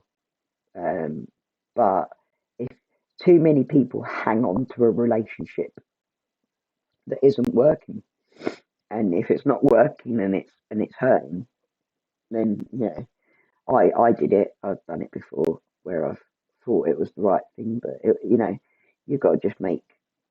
Hello, Llama.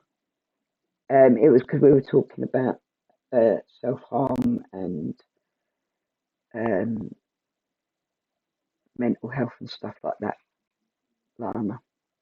Um, I need a wee really badly while we're talking about all these clitorises. I can be romantic, but I'm just too sarcastic for my own good. That's me, Sophie, right? That's my problem, right? Is that I will ruin a good thing, or I'll get the relationship that I'm wanting from someone. They'll talk to me the way that I want them to be talking to me, and then I'll be like, I pretty much always um, I see the player in everyone, and that I don't trust anyone really. Do you know what I mean? So I'm like, yeah, well, and I end up taking the piss, like, yeah, because I'd rather distance myself from my feelings, and I don't know. Anyway, I need a wee. Like it became that it was too good for me to be on my own, Jenna. That was it. Um, when I was on it was my sons that said to me, "You're better off on your own. You're a better mum on your own," and I was, without a doubt. And that was what caused me to sort of stop dating because I realised that it was just causing harm to my relationship with my kids, and that I wasn't vouching 100% of myself into looking after them because I was wrapped up in some bloke or texting or like texting all night long with someone because I was smitten with them or whatever, or fucked in the head because they had like done something wrong. You know what I mean? And you can't be the best you, can you, in that situation? And I think it's been a really good thing for my kids because they've always known that 100% I'm in there for them. But they are now currently all adults and all have their own relationships. I'm sure all going to be going on with their own lives very soon, and a bit of laugh I wouldn't mind. But at the same time, I'm really nervous of it because of being poorly and that. But if I could, then I would. Yeah, I mean, going down the pub for a drink again would be great fun. I'd love having a drink down the pub with some old buddies, and including someone who wants to treat me like a bit of a chick again. Bless you, chaps. Keep bang bang.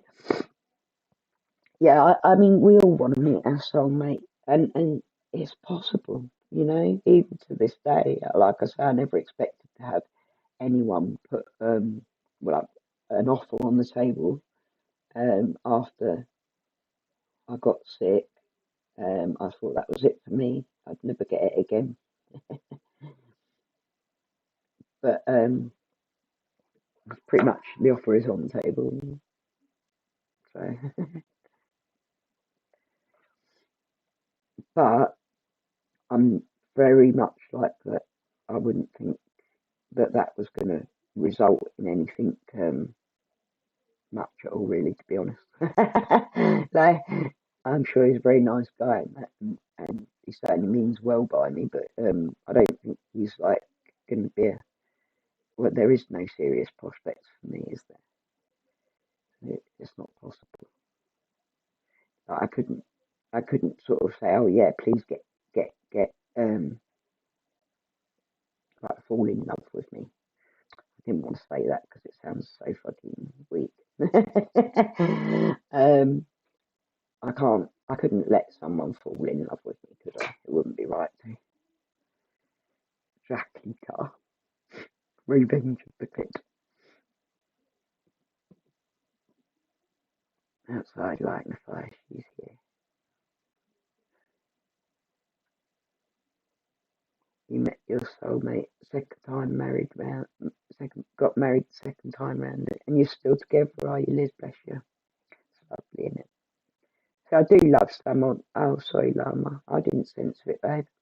Um, it is lovely to see the good relationships, but then like my mum and stepdad were like very close to them. My mum pretty much uh, lost a lot of her relationship with her children to be able to keep my stepdad happy, and then he's left her now just as she's like at the end of her, not at the end of, but getting on, and not well, dealing with disability and a lot of hard times, and then he's left her after 38 years or whatever, and it's like, wow, after that long, how could he do that to her? And I really believe they were sort of like what I used to look up to and think, well, at least there is some true love in the world, and that some relationships can really work like that. But um, I don't know about that, to be honest. I don't know. I don't want to put people into that position of not thinking like it's possible to fall in love, but I think it is possible to fall in love. It is possible to find someone that you could live with for the rest of your life, even if it's not true love. Um, a lot of it's about being com- like compromising, all about compromising and making an effort and never stopping making an effort. Um, it is possible, but it takes a lot of effort, and sometimes your compromising ends up being compromising yourself and your own happiness because you're trying to keep a relationship. But the thing is, as well, is relationships do take a lot of work. You've got to put up with the things that piss you off about that person in your face for the rest of your life if you're going to be together forever. And sometimes it's hard to put up with people as they really are. It's not easy living with a human being that isn't your child and you don't, have that natural instinct.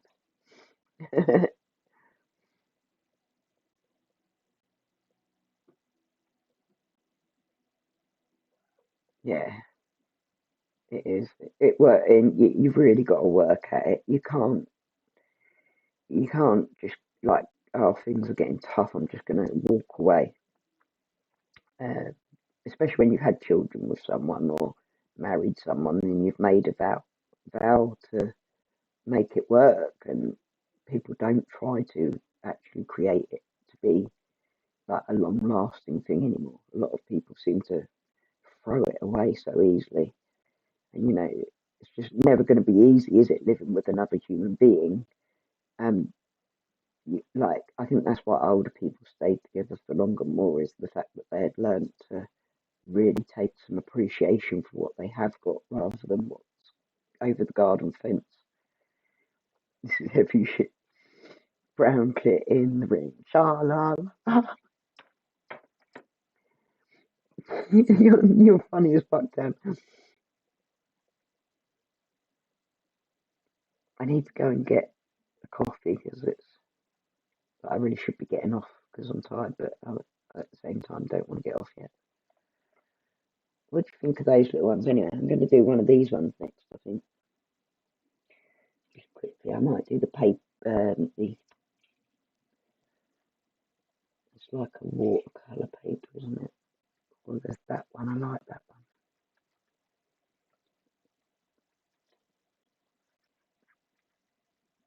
Stranger clips. Sliding clips, not sliding. You got your sugar skull all in one. I've got little sugar skull moulds for my soap making. I'll be right back, guys. I need to go and get a coffee and take some medication, but I will be back with you in a minute. Is that all right? If you want me to get off, I will, but like, I might as well just leave you running.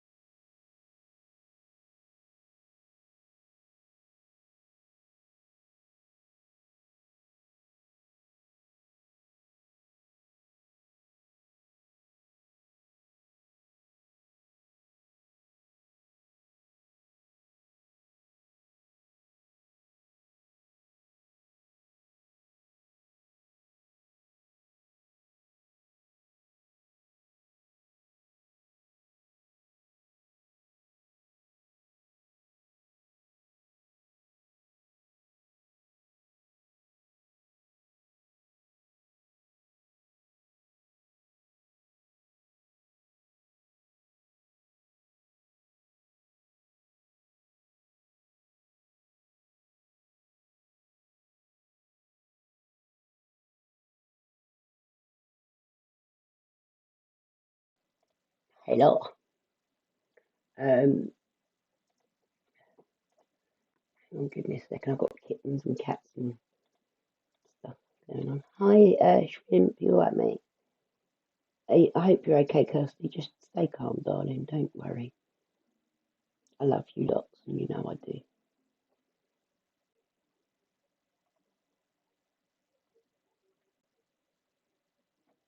Yeah, so PJ's live tomorrow. Right, I wanted to say there's a couple of people I want to promote. Right, Claire's been doing some great poetry and started doing live streams as well. I would recommend anyone get on there. Fascinating stuff. Some of what Claire talks about, and I do respect her, and I do respect it, like the fact that you sort of research yourself and that, and then we've got Dave who was on earlier, Dorius Lives. Um, Now he is someone on the paranormal field that I've come to really like and respect, and I think he's got a very kind heart and good soul, and I think he's got the right idea about getting the paranormal field where we want it, you know. And so I would suggest anyone get over there because he's really trying to grow his channel at the moment, and I know it's not easy, especially in this field at the moment. But he's very honest and true, and he's very open. I'm going to sit on a cat. Gucci, I know you want to go out, mate, but you have to walk across everything all the time. Get in. You're not allowed out. Daddy's allowed out. You're not. Um, Stop in the name of Clit. Then there's PJ, as I recommended earlier. If you want to know about the facts of what's happened on a lot of the shit that's gone down drama wise, I suggest you watch PJ's videos, and Spooky Gem, and KS Dillon are people that I recommend anyone that wants to understand the level of hatred and negativity that's been spewed forth towards myself and quite a few other people. I want that people see the truth. There is proof out there of what these people have been doing, and so I'm getting bored of seeing people misguided by them because there's no excuse for it now. I've put out evidence. I put out evidence very early on in being attacked about like whether or not my health was true. I immediately put out evidence of what is true. I even gave out photos of my family to prove that I had a family because they were fake and stuff like that. Now, there's a lot of evidence on PJ's posts. There's a lot of evidence on Spooky Gems.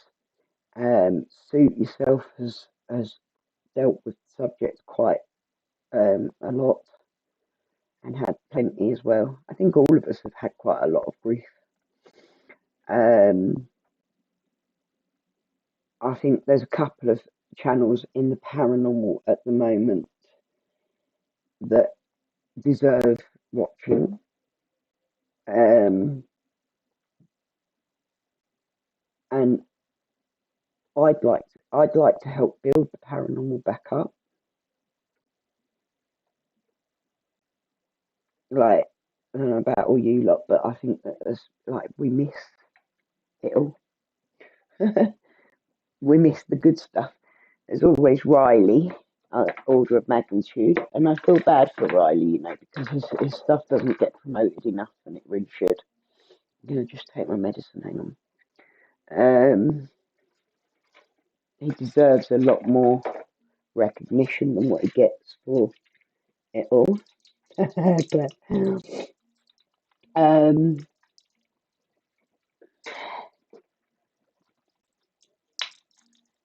who else? Come on, guys. Let's make a list of all the channels that should be watched because there are so many good channels out there. My channel's good too. Come watch my channel. And there's of course Pocahontas, which is, as you know, my loved ones, and Deadly Tika. There's Unspirited as well. He's only just like a small channel at the moment, but you know, there's people that deserve a bit of time and energy in their life. Life after life. Sammy is a class person. In my books, I've always, like, I've never had a reason to say or feel anything negative about Sammy. There was one time when Eileen was saying to me that everybody in the paranormal, like all the teams that I supported and respected, had been talking to her privately, and that they all hated me really, and they all knew that I was hating the drama and all this shit. Yeah, and it did actually. That was part of why I left at the time, because that really broke my heart, and I didn't know who to trust. And I asked a few people like Sam and Rose, like, have I done something wrong to you guys? Because I knew that they were interacting on that channel, and I thought, like, what have I ever done to these people? I always really loved them and that. And I think Eileen was just trying to stir me up. You know what I mean? But Sam's lovely. Yeah, I agree. Riley is a legend, total legend. He really deserves to be much further ahead than he is. Mag Smith and Legends, love Mags. Got a lot in common with Mags. And it's very, like, calls it like it is. But like, see, a lot of the people that I respect in the paranormal, that I really like, Paranormal Voice was one. The Paranormal Voice is the only channel that I've ever been a member of, that I paid to be a member of. I don't usually pay out for memberships and that on YouTube, because I can't afford to. You know what I mean? I've donated quite a few times to a few different channels, smaller ones usually. I donated to Mark Smith once, and I became a member of Mark Smith's once, but that was only to piss people off. Like, it was just because people were telling me, how dare I go there, and I don't like being told that I can't go somewhere. So I was like, fuck you. I think that was Eileen as well, and Nikki. And so I was like, right, well, I'll become a member then, because, don't tell me what to do, I'll do what I bloody well want. Paranormal Voice is the only channel that I've ever really wanted to be a part, like, I was a member of, and I used to take part in all their not competitions, experiments and stuff. Like, that's what I like with Dorius as well. We've got, like, Dorius is like looking into talking about, like, interesting subjects. And that Paranormal Voice, I love their work, going deep into interesting subjects in the paranormal. It's like, that's what I want. That's what I want to be a part of the paranormal for. And I've lost a lot of respect for a lot of people within the paranormal field, but these are the groups that I think, let's get them out there. I think we need to do that. We need to work at promoting the good ones. Have I heard anything from Stacey and John? I did hear recently, not long ago, like, they said hello, and John followed my Facebook page, which was nice. And I know that they're okay. They're okay. They just had a hard time with YouTube and some things. So, but I hope they will get back to regular uploading. So it's very informative to have people that talk about being ill and disabled and what life is like it. Like, they opened up about social services and occupational therapy and trying to get help. And I think that really helps a lot of people to understand about it all. Hang on, I've got to get my antibiotic and that out. Yeah, Brett. I've always loved Brett. I was very close with Brett at one point, until Nikki sort of got involved. That was one of the things that Nikki done to me that really upset me, actually, was early on, after I'd stopped being her friend and stepped away. She kept following me to Brett's and making it uncomfortable for me in Brett's. And Brett doesn't like the drama. I know he doesn't. I've got the wrong meds there. That's not good. Hang on, make sure that's right. Oh no, that's not good. Yeah, two of them are wrong. Carbocysteine is what I've got there. I need to gather pennies.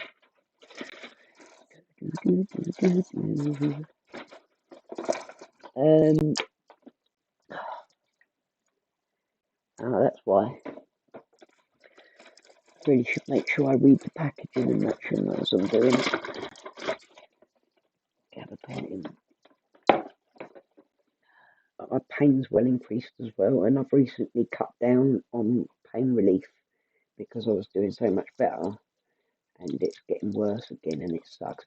Tom and Amy have got one of my dolls that I was going to send to. I've said to multiple people in the past about sending it to them, but obviously when I left the paranormal, I came back and I was sort of I stuck to whoever seemed to be really nice to me at first. And it's only now that I'm starting to develop new relationships with some of the newer people. Yeah, it was Stacey and John that made you find me, wasn't it? I haven't heard from Brett either. I thought he was going to get started once he sorted out his PC. He'd built his PC, and I saw the PC, but then I don't know. I hope he's okay. Yeah, but I loved Brett because we always done all deep conversations and that. Like I was there early days, you know what I mean, supporting Brett.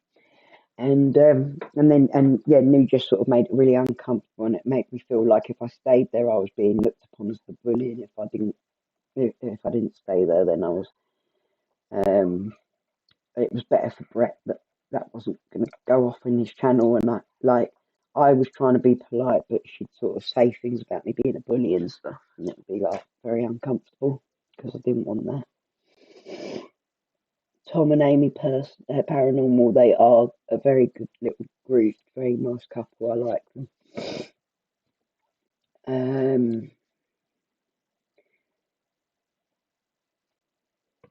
Have you had any more responses from your member? What if that's what it's called? Well, my Rem Bear. No, I haven't put it back on, to be honest. Good luck, Kirsty. I love you.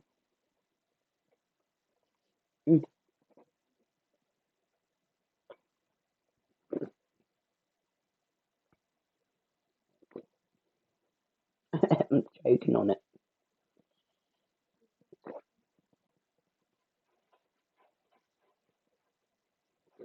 Let me know how you get on, please, Kirsty, darling. Let's just keep calm. Keep calm. That's my answer to everything. Just keep calm. Because of being a lung disease patient, that's sort of what happens is that you learn you have to control your breathing completely. And keeping calm is the most important thing. Hence why I felt I had to talk about it today. Obviously, I had to give the update to what's gone on with my medical condition. And I'm sure a lot of people were waiting to hear because it was known that I was going to see the doctor. Hi, Fluky. Nice to see you, darling. How are you? So I felt I had to discuss the drama, and I'm sorry that I have had to bring it onto my channel again. But I think it was necessary. Control your breathing and control the world. Exactly, Fluky. It was learning to control my breathing has inadvertently helped my mental health so much. I think they're 7 weeks at the moment, Sophie. Got home from work. Yeah, I forget that you're all the way over there. How's the channel going at the moment, Fluky? I've been sort of absent for a couple of weeks, feeling poorly, not paying much attention to YouTube.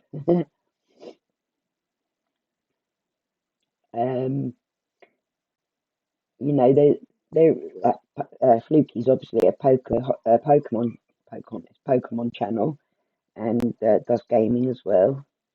They're all trying to get me playing Fortnite. You know, would any of you lot want to watch me live streaming Fortnite gaming? Like I can do it with camera on as well, so I can sit and talk at the same time as playing. That'd be interesting. This week has gone well. It's only Monday though, Fluky. It's only Monday yet. I'm already late doing things that I was meant to get done today. But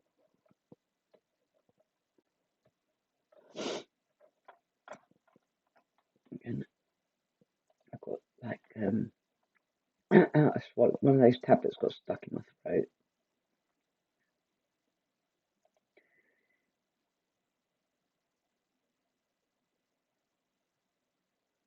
Um,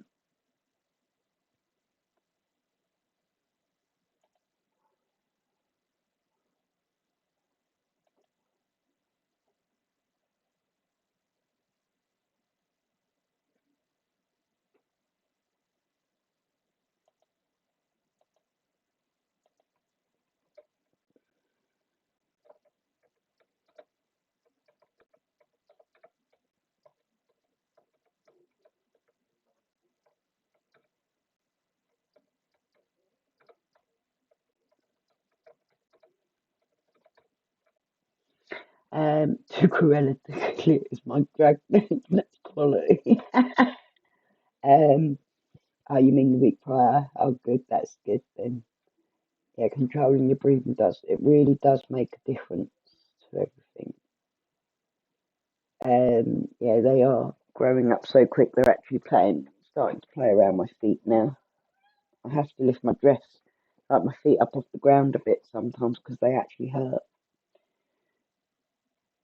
Ah, I love you, James. I love you. Um,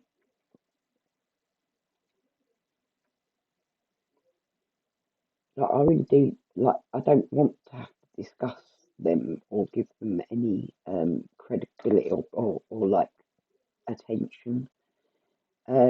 But it really has come home to me recently that it's not just me that's being like, because normally when it's just me, I say it's my decision. I've got to either live with it or pull back myself, which is unfair, really. I shouldn't have to pull back from my own channel because of people being horrible online.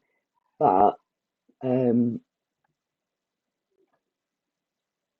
like, when I'm seeing that a lot of people are now starting to really struggle with mental health, with physical health, over and over again being attacked. It's just, so I've had to mention it today, but I don't want to go continuously speak on the subject always because it sucks, man. It does get upsetting to anyone. It's a shitty subject, isn't it? But I've witnessed a few people recently who clearly are still misguided because they're listening to what they're saying, and that shocks me because there's quite a lot of people now who've got it all worked out.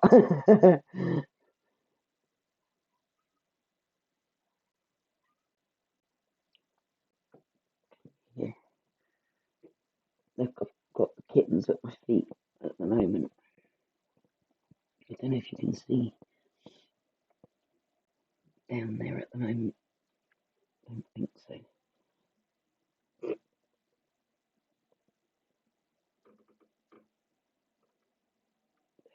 These bits on the floor. Oops. Oh no, they'll steal that quick. Ouch. Oh, that's your new name now. Let's see if we can get them in image.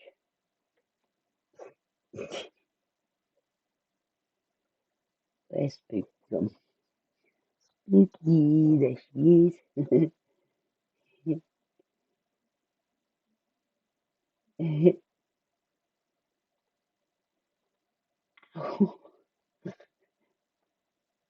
Are you quite happy down there, are you? Just attacking my feet and eating me alive. They just run around my feet constantly. Like, literally, there's never a moment where I haven't got little ones at my feet. Like, unless they're asleep. When they're asleep, they sort of do their own, they stay quiet. But then the minute that they're up, and always while they're awake, they'll be around nearby me. Spooky buddy. Yeah. They're over there now. James. It's been one of those chats, isn't it? Could come round. Could come round. You never know. No, there's no whiskey involved tonight. I'm not on drunken, lecherous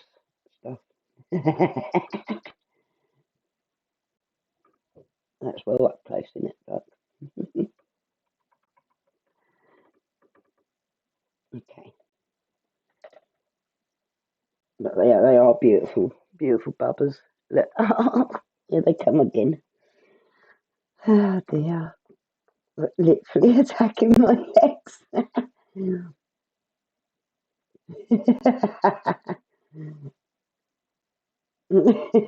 I'd have to, I'd have to have a big one to store a whole pint of it up there. So, my sarcasm gets me in shit, doesn't it? 'Cause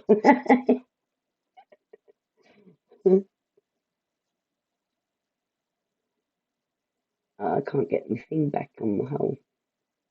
I can't get it in the hole.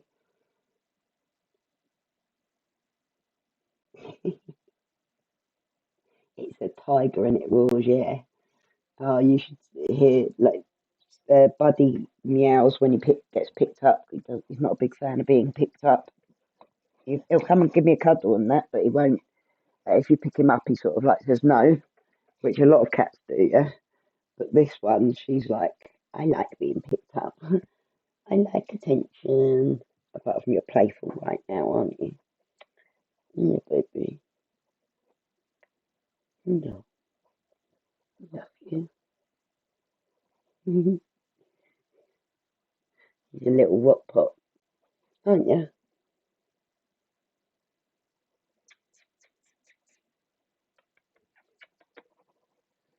Goodness, where's your brother? Buddy. Oh, he's over there. Buddy. Buddy. Come here, darling. Come on. Hello, mate. Come here. Look, he's distracted so easily. Buddy. Buddy.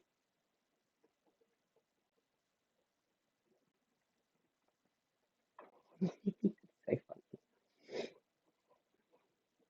He found the cat brush. My kid and dad, but said dad's the best thing to shit. Oh, he's not a cat person. No, cat people do not like cats. They just don't.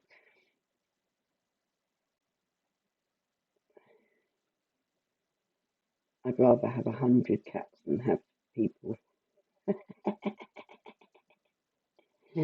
like living with me, especially. Like you have to be like I have to be your mother or a mother figure to you to put up with your shit. I'm not very good with living with people otherwise. But I like cats. Cats make me happy. They make me smile so many times a day that I think that's why I like to share them as well because it's like, oh, they give me so much pleasure being around them all the time, and I know that other people want people watch my videos because they enjoy that aspect of it. It's a feel good factor, isn't it? And the cat videos are still doing quite well, even though the shorts are a lot more harder to get to take off now, because there's a lot more of them being done. But I'm going to start making a few longer videos of the cats as well because there's so much that I could put out because they do the most funniest things. They really do. Like I could just sit and film them all day long sometimes, and the things that they do just cracks me up like half the time. I would be a much more depressed person if I didn't have cats around all the time. Maybe I would. I'm very glad that I've got my babies and happy to share that with the world. Right, there's this flower. I'm going to have to glue it down into a proper little place. They are lovely little things. Cats, I mean.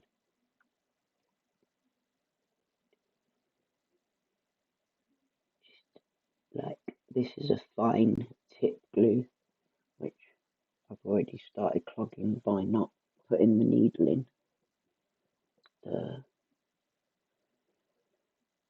Yeah, each of my cats is great. Even like Coco and Phoenix, who look well alike, and most people find it really hard to tell them apart. but they're actually completely different characters, and you can see it in the way that they act and the way that they lay. Like Phoenix is a totally goofball character. He's not quite like I'd say he's not the sharpest tool in the shed, you know what I mean? But he's lovely and funny.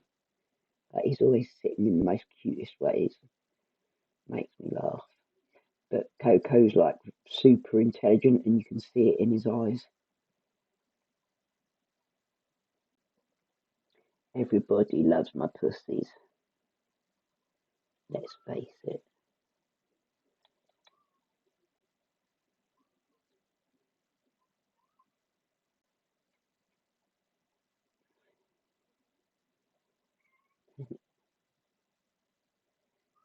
Yeah, yeah, I would be as well. Like, I'd miss the kittens. Not like, there's no way that any bloke would get custody of my cats. That's not happening.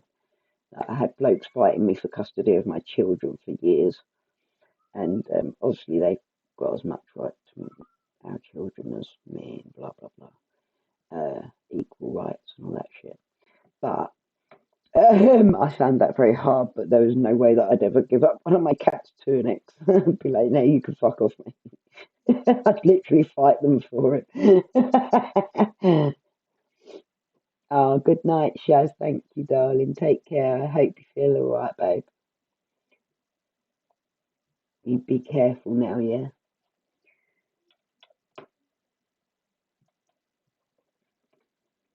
Hello, you naughty. That wasn't good.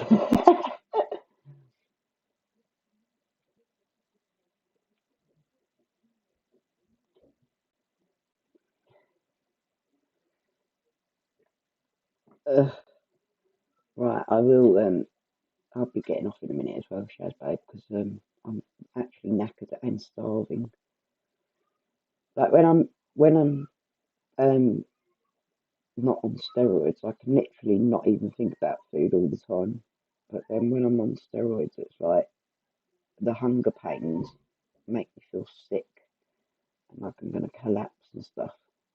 It's crazy. Like, you know, people say like, oh, I can't lose weight because of the meds that I take, and it is true. Like, meds can really impact it. Like some of the meds that I take, like gabapentin, still have some effect as well on my weight gain. But I've learned to control that as best I can. But steroids are just no control in that.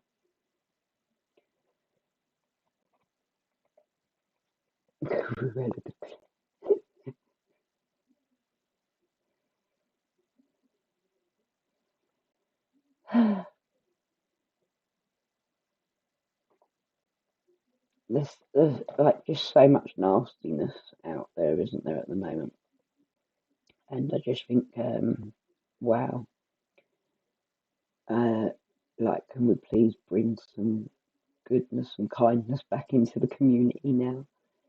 You know, some of the people that I've always thought like just spoke for what they thought was right, and they've been manipulated and by this one thing.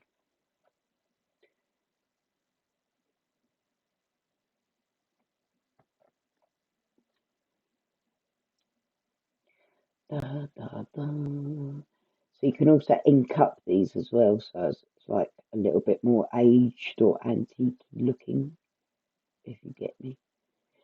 You can make all different styles.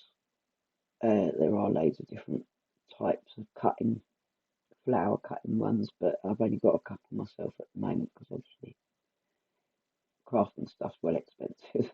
I want to buy everything that I see come out from Tonic and Crafter's Companion, but unfortunately I can't. I did just order myself finally because it was £4 a tape dispenser, so as I can do like it'll be easier in videos and that live streams to show people what I'm doing. That's a little rose. I'm not sure what flowers these would be considered. I think they're roses as well.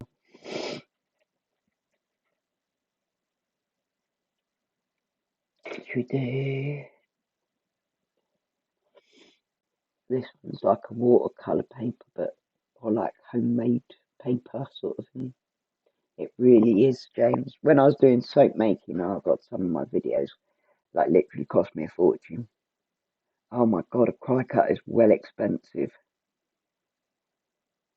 I'd love a cry cut. My friend's daughter, who does crafting locally, has bought one, and I'd love to have a go. I'm like what I'd really like as a big buy next would be a Gemini with the foil press machine, because I can't afford to go to the cry cut. The cry cuts are well expensive, aren't they? But I really think I need. Everyone advised me in crafting that if you've got RA, I would recommend, or if hand problems, feeding your plants, Abby. Um, if you've got hand problems, then get a electric machine. And I just thought that I can't go to that much on something for crafting. It's not fair on my family. Like obviously I've got kids to feed and play with as well. And so I got the cheapest I could possibly get for my first, um, at the best size for my first die cutting machine. But in all honesty, it's not got the greatest pressure. It doesn't work like I see that the Gemini does. And I would like also to be able to do the foiling. Like the foiling looks well pretty, doesn't it? I want to get more into making cards so as I can do like 5 or 10 cards in a live stream, or a video of like, sort of 5 cards in one go that are all similar or something. Because I want to start making enough so as I can give some away and that.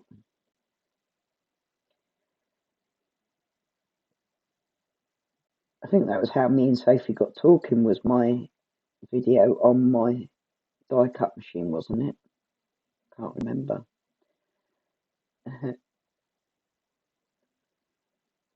It's like really interesting to see which of my videos is like some of my old videos get views every day and have done ever since I made them, but they aren't like the most popular videos. They just have like 1 view a day or something, you know what I mean? But it's like they've always given out at least a view. Even stuff for drawing is, yeah, God, because Grace is doing an art degree, isn't she?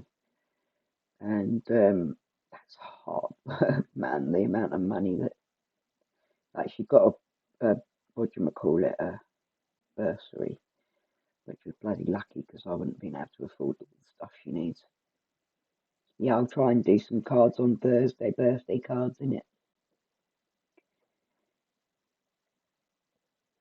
Yeah, like and like my inks and that, and because I take a lot longer to use my crafting stuff than a lot of like professional crafters would do, obviously.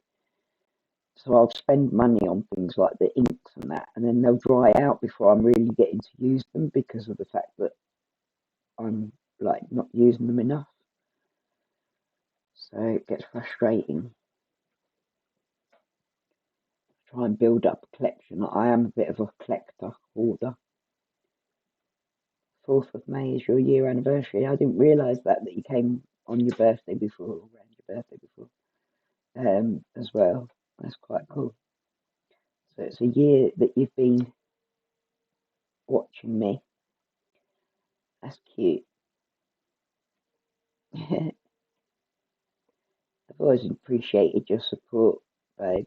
I didn't want to put you on the spot the other day about that. I know that you didn't have negative intentions, but just getting involved with it causes negative issues. Unfortunately, with that certain group of people, they can be just so much trouble. I'd hate it if they turned you against me when we've always got on so well. And it has happened before. Other people came via my channel and ended up supporting them because they are very convincing with their bullshit, unfortunately. And I don't sit and scream back or explain everything back because I don't see why I should have to. So not everyone knows my side of it until it's, you know, You know what I mean, like, going to try going around tight with it all the way to get a little bud.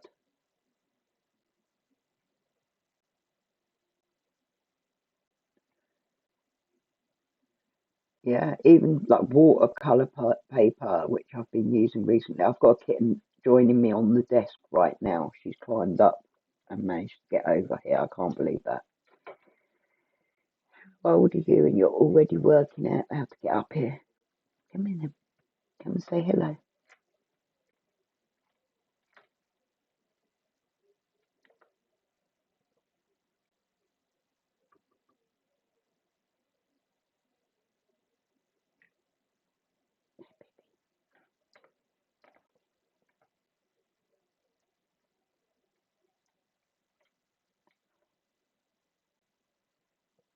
Hey, baby.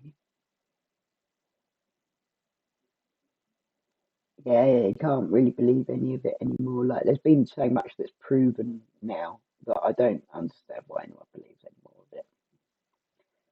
Like, you can't just ignore when people have blatantly said very racist, prejudiced things and made threats to people's lives, made threats to people's, like, I'm going to come and beat you up, I'm going to turn up on your doorstep, I'm going to do this, going to do that.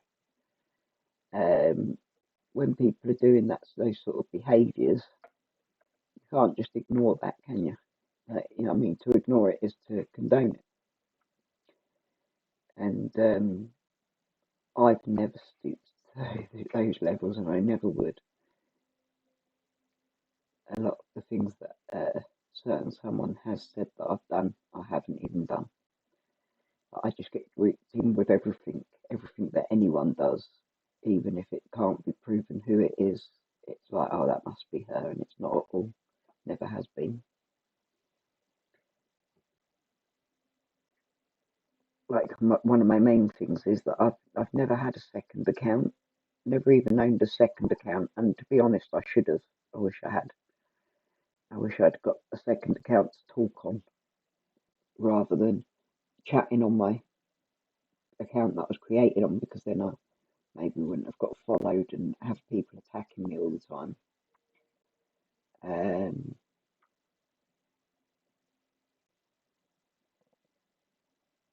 like, I've never owned a troll account. I've never trolled anyone. I've always stated what I think under my own name without even getting rude. Like, believe me, yeah. I mean, if I kick off in real life, I can certainly sort of go, wow, I'm gonna really. Are you gonna go live, Claire? Then you want to go? Are you going live? Because I can send everyone over to you if you want. Because I've got to get off like now because it's getting late. I've got to have something to eat. But if you're going to go live with it, I'd love to join in and yeah, watch. I want to get all of you that are doing decent. Yeah, you've put your real name right out there. You see, Sophie. A lot of us have learned not to do that through these bad experiences. Like this guy who I've been talking about, the one who like Eileen defends and protects for attacking people. Oh, she made a jump. Come on, baby. There you get.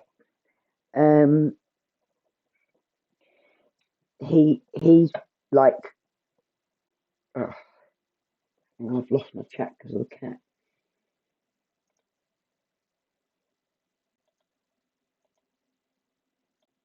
He's done things like saying that he's gonna go to people's houses and beat them up and stuff like that, and he's actually gone out of his way to get their addresses.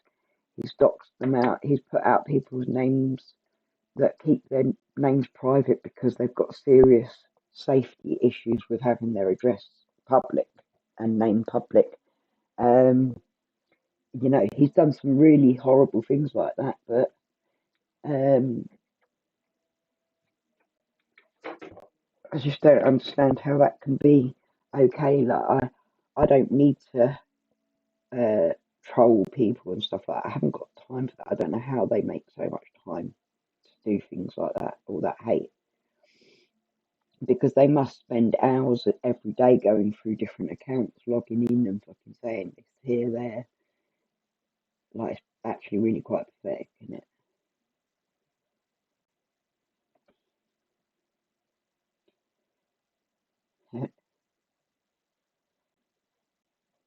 Yeah, if you're gonna go live, I'll get off, babe, now because I'm ready to get food in my belly. And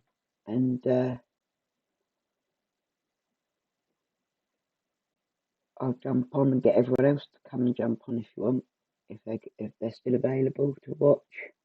Whoever's here. Did Dorothy say goodbye? I didn't see Dorothy leave, but did she go sleep or get busy something? And I missed it. I know I got a bit emotional, so I was struggling to like take everything in what was being said. Like,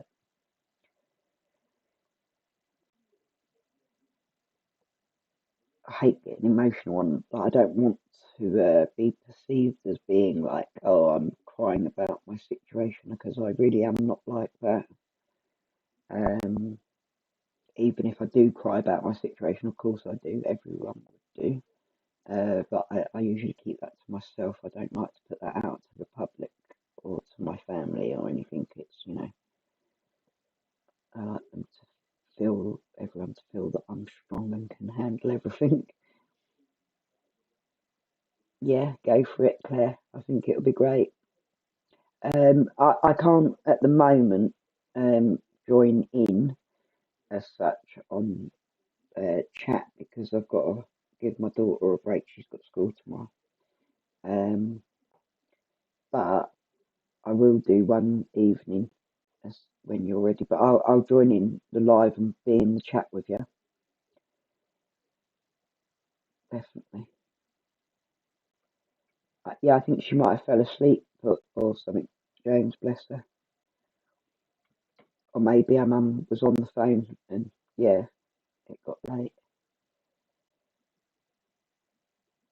I hope it wasn't too much for her though, like, or anything. You know what I mean? I don't think it was because I know what Dorothy's like. She can pretty much, she's a tough girl.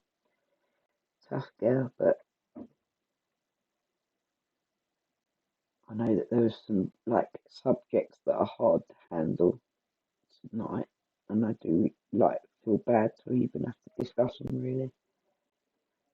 Um, I just can't just sit back and ignore it all the time when people are suffering too much, like physical symptoms because of the fact that they're living through the stress constantly. Yeah. Okay, I'll get off now, yeah? And then look, this one's finished as well, so last little bit of glue like that. Sit it on its little bum. It's like a little tiny bud. I'm gonna stick a little slop of it in there as well.